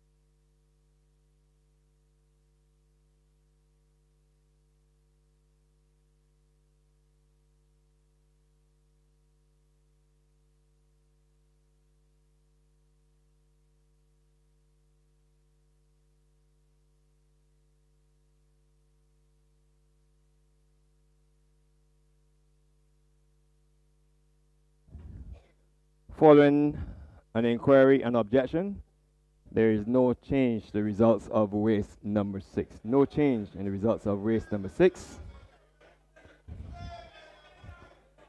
The winner, horse number 12, Dream Lake. Second, went to the favorite, horse number 4, Visionary. Third was horse number 6, Vita Rosa. While finishing fourth was horse number 11, Cap Row Cap. No change to the results of race number 7. And with that, we're on to the nightcap. And I shall endeavor to do the honors before we bring in money in the bank. It's the Easter handicap for 3 years and older horses rated 75 to 57 and open to horses rated 56 and below. The purse is $17,000. Number 2 is Zahan, owned and trained by John Mark Cozier. Ridden by Zerald Ford, takes 110 minus 7, 103. And I do suspect there may be a couple pounds overweight. I will confirm that for you momentarily. Just bear with me. Number 3, Phil Moores, 112 pounds to be ridden by Aaron Daniel for Jonathan Simpson, the owner, and Levi Cadogan, who seeks his second win on the track. Let's pick up horse number 5, Jericho, out on Post Parade, going down on the sand track, the property of George DeVere Davis, trained by Kenny John, who's looking for treble, ridden by Eric Daniel, who's looking for double. 126 pounds is the weight on horse number 5, Jericho. To the parade ring, we can find horse number 4, Indelible, in the yellow saddle cloth, the property of Sir David C., trained by Richard Dean, ridden by Ray Williams. 120 pounds is the weight.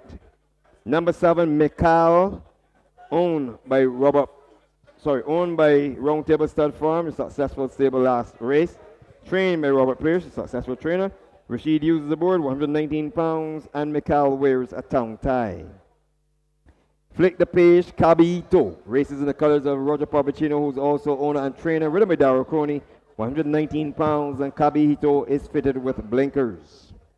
Number 9, Tough Rags, for Steve Samaru, the owner. William Clark is your trainer. Ridden by Matthew Badal, 121 pounds is the weight on horse number 9, Tough Rags, who is fitted with a visor. Zazie gets another 110 pounds. Anderson Trotman is your rider. Suspect there is some overweight on that. Nelicia Koza owns her, and John Mark Koza is the trainer. She wears a tongue tie. Just about exiting the parade ring is Supermodel. Blinkers and tongue tie her equipment. Ridden by Anthony Bishop, 119 pounds for Edward Walker Jr., the trainer, and owner Mrs. Gay Smith. And on the outside, Renee is horse number 13, the estate of Stephen Kelman. Owns this one, trained by Hayden Nichols, ridden by Dedan Lopez, 122 pounds, as Dedan Lopez seeks his second win in succession. That's the field. Time for money in the bank.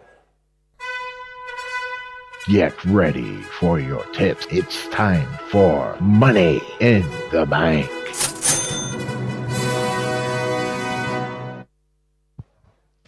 And we're back with money in the bank on to race number 7, the Easter handicap. This one is about 1,570 meters for 3-year-olds and older, rated 75 to 57. Also for the horses 3 years and older, rated 56 and below. We have horse number 1, Hunter is scratched. Also there, scratched is just pulling the sheet because it's a bit quicker. Is horse number 6, Noah David, and horse number 12, Matilda. They are scratched. Horse number 1 is... All right, cool. All right, so I'll give you my winner here. My winner here is, I'm going to go with horse number 3, Phil Morris. He's ridden by Aaron Daniel, carries 117 pounds. He's been going, I think he's been asking for a bit of a cut. Phil Morris is in at, just waiting for the board to change back quickly. He's in at 6-1, and I believe that he's my winner there. On my second line, I'm going to shoot over for horse number 4. That's Indelible. She's a 4-year-old chestnut filly out of Aristodemus, and the Aristodemuses seem to have been running today. And I think she should run as a credible second here. She comes in at 6-1 as well. On my third line, I'm going to go for horse number 7, Mikal. Mikal has not done anything wrong recently. And she is in at 5-1. And on my fourth line here, Lyndon, I'm going to go, well, I have to give you 5 actually. On my fourth line, I'm going to go for horse number 10, which is Zazie. And this is a 3-year-old Bay filly coming from Practical Joe imported class. ridden by Anderson Trotman, carry John Mark Cozy is the trainer there, and is in at 7-1. And on my fifth line, since I have to go for a fifth one there, I'm going to go for Supermodel. This one is ridden by Antonio Bishop, trained by Eric Walker Jr. I think Supermodel should be in there in the mix, but hopefully I break my deadlock of only having one winner, and I have two today with Phil Morris taking this pot. I'll say this, you're improving.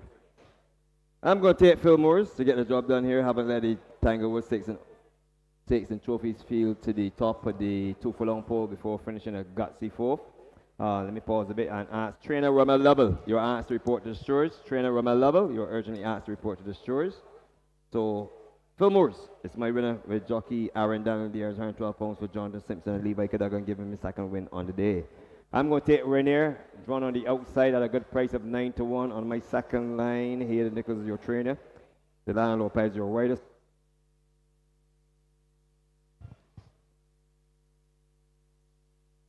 Beg your indulgence. The estate of Stephen Kelman owns this 6-year-old.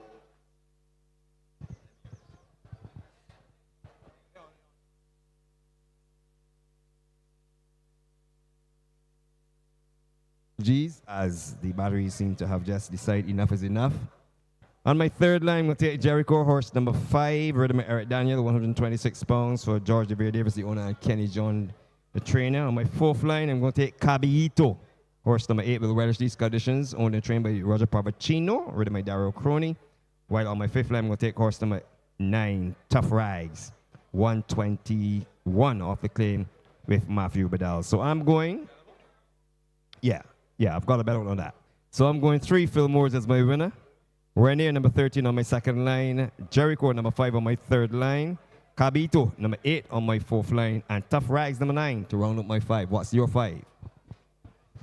I'm going to go with 3 Phil Morris, 4 Indelible, 7 Mikal, 10 Zazie, and 11 Supermodel. And we're going to take you to the guys upstairs.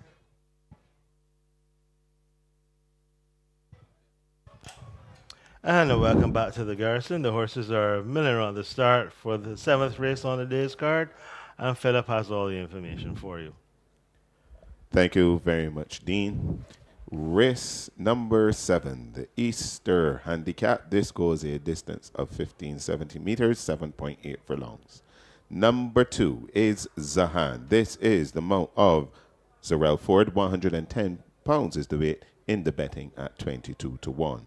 Number 3 is Phil Moores. Aaron Daniel is your rider. 117 pounds is the weight in the betting at 6-1. Also in the betting at 6-1 is number 4, Indelible. Ray Williams has the leg up this afternoon. 120 pounds is the weight. On to number 5, Jericho. Eric Daniel has the leg up this afternoon. 126 pounds is the weight in the betting at 6-1. On to number 7. This is Mikhail. Rashid Hughes has the leg up. 119 pounds is the weight, and in the betting at 9-2. Number 8 is your favorite in the betting at 4-1. Caballito. Dario Crony is your rider. 126 pounds is the weight. Number 9, Tough Rags. Matthew Badal is your rider. 128 pounds is the weight in the betting at 8-1. Number 10 is Zazie. Anderson Trotman is in the errands. 110 pounds is the weight. He takes the post in the betting at 5-1. 9-2 on number 11, Supermodel. Antonio Bishop is your rider. 119 pounds is the weight. And rounding out the field, number 13, Rene Delano Lopez is your rider. He takes 122 pounds to post in the betting at 8-1. That completes your field for the curtain closer, the Easter Handicap. 7.8 furlongs, 15-17 meters. And for the final time this afternoon, Dean, who is your winner? It's really tough choices in here. It's a very competitive race. I kind of tend to go with the 3-year-olds, Zahan and Zazie, either of those two. Um, Leaning towards Zazie a bit more, mainly because Anderson Trotman is aboard and Trotty is definitely a class rider, has the experience over Sir Alford, although the young man is one with a lot of talent. Those would be my first two choices. One that I think will come into this race next on this going might be Phil Moore's. Stretching the 7 furlongs out a little bit for him as the loading process is well underway. All going behind. Jericho still outside. He's usually one of the last to load. I can see there's a couple of them milling around behind the starting stalls. And they're just got Indelible in.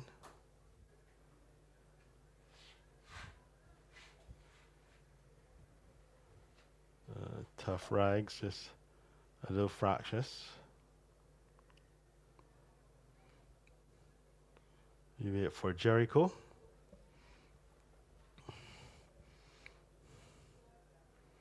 And Jericho goes in, they're under Sarah's orders, and they're racing.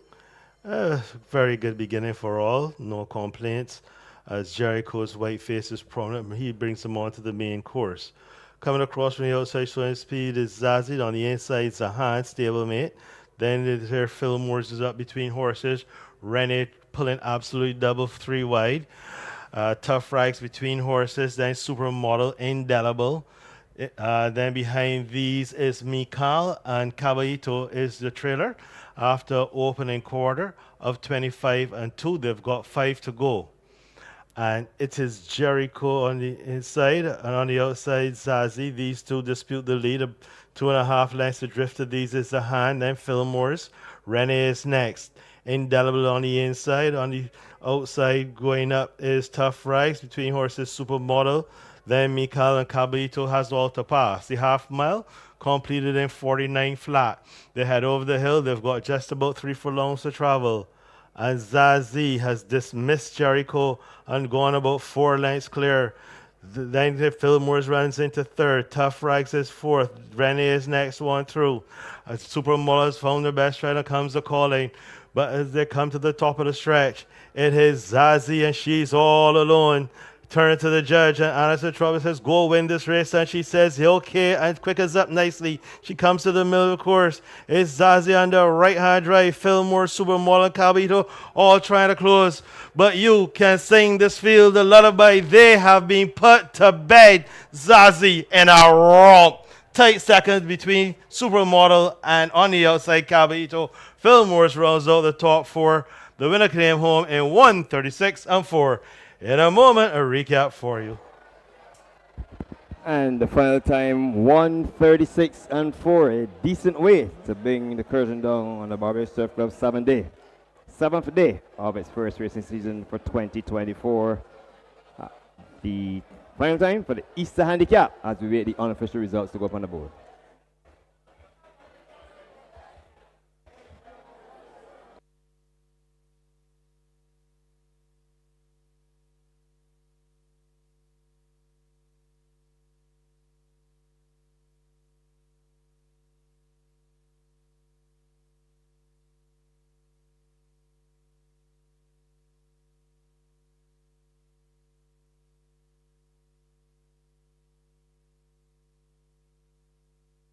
Unofficial on the board, 10, 11, 8, 3, and 7. A win there for number 10, Zazie. Second horse, number 11, Supermodel. Third horse, number 8, Caballito. Fourth horse, number 3, Fillmore's. And fifth horse, number 7, Mikal. 10, 11, 8, 3, and 7. The unofficial results of the final race of today's 7th day of the Barbados Surf Club first racing season, the Easter Handicap. Of course, that result is all unofficial.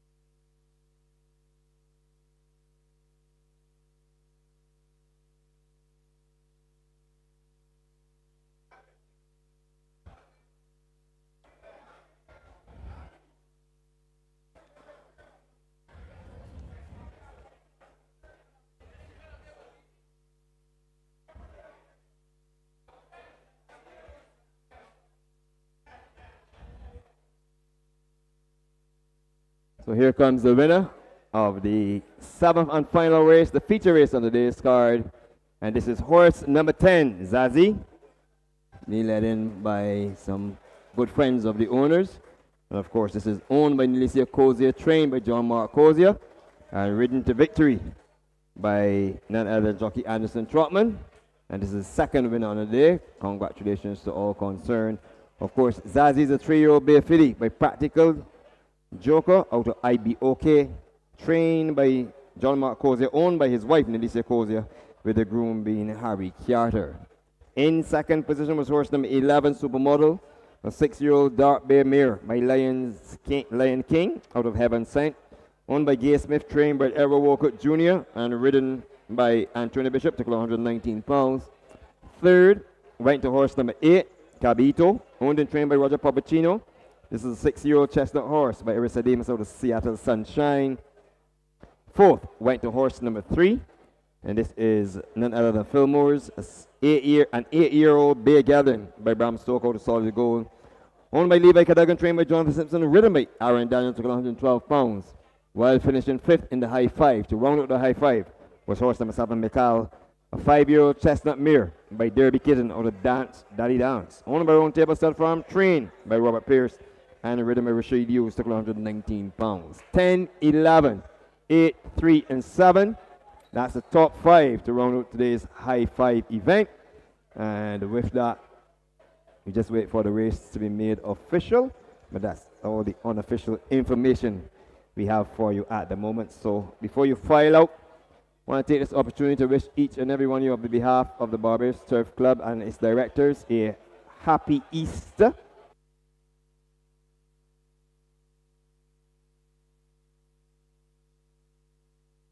A happy Easter. My apologies, as the batteries have decided that enough is enough. As I was saying, wish each and every one of you a happy Easter and look forward to having the best of April, which is upon us, as we stay tuned for the results to be made official. So, And Jericho goes in, they're under Sarah's orders, and they're racing. Very good beginning for all, no complaints. As Jericho's white face is prominent, he brings them onto the main course. Coming across from the outside showing speed is Zazie. On the inside, Zahan, stablemate. Then their Fillmore's is up between horses. Rene pulling absolutely double 3 wide. Tough Rags between horses. Then Supermodel, Indelible. Then behind these is Mikal, and Caballito is the trailer. After opening quarter of 25 and 2, they've got 5 to go. And it is Jericho on the inside, and on the outside, Zazie. These two dispute the lead. 2.5 lengths adrift of these is Zahan, then Fillmore's. Rene is next. Indelible on the inside. On the outside, going up is Tough Rags between horses Supermodel. Then Mikal and Caballito has all to pass. The half mile completed in 49 flat. They head over the hill. They've got just about 3 furlongs to travel. And Zazie has dismissed Jericho and gone about 4 lengths clear. Then Fillmore's runs into third. Tough Rags is fourth. Rene is next one through. Supermodel has found their best rider, comes the calling. But as they come to the top of the stretch, it is Zazie, and she's all alone. Turn to the judge, and Anderson Trotman says, go win this race. And she says, okay, and quickens up nicely. She comes to the middle of the course. It's Zazie on the right-hand drive. Fillmore, Supermodel, and Caballito all trying to close. But you can sing this field, the lullaby. They have been put to bed. Zazie in a romp. Tight seconds between Supermodel and on the outside, Caballito. Fillmore's rounds out the top 4. The winner came home in 1:36 and 4. In a moment, a recap for you.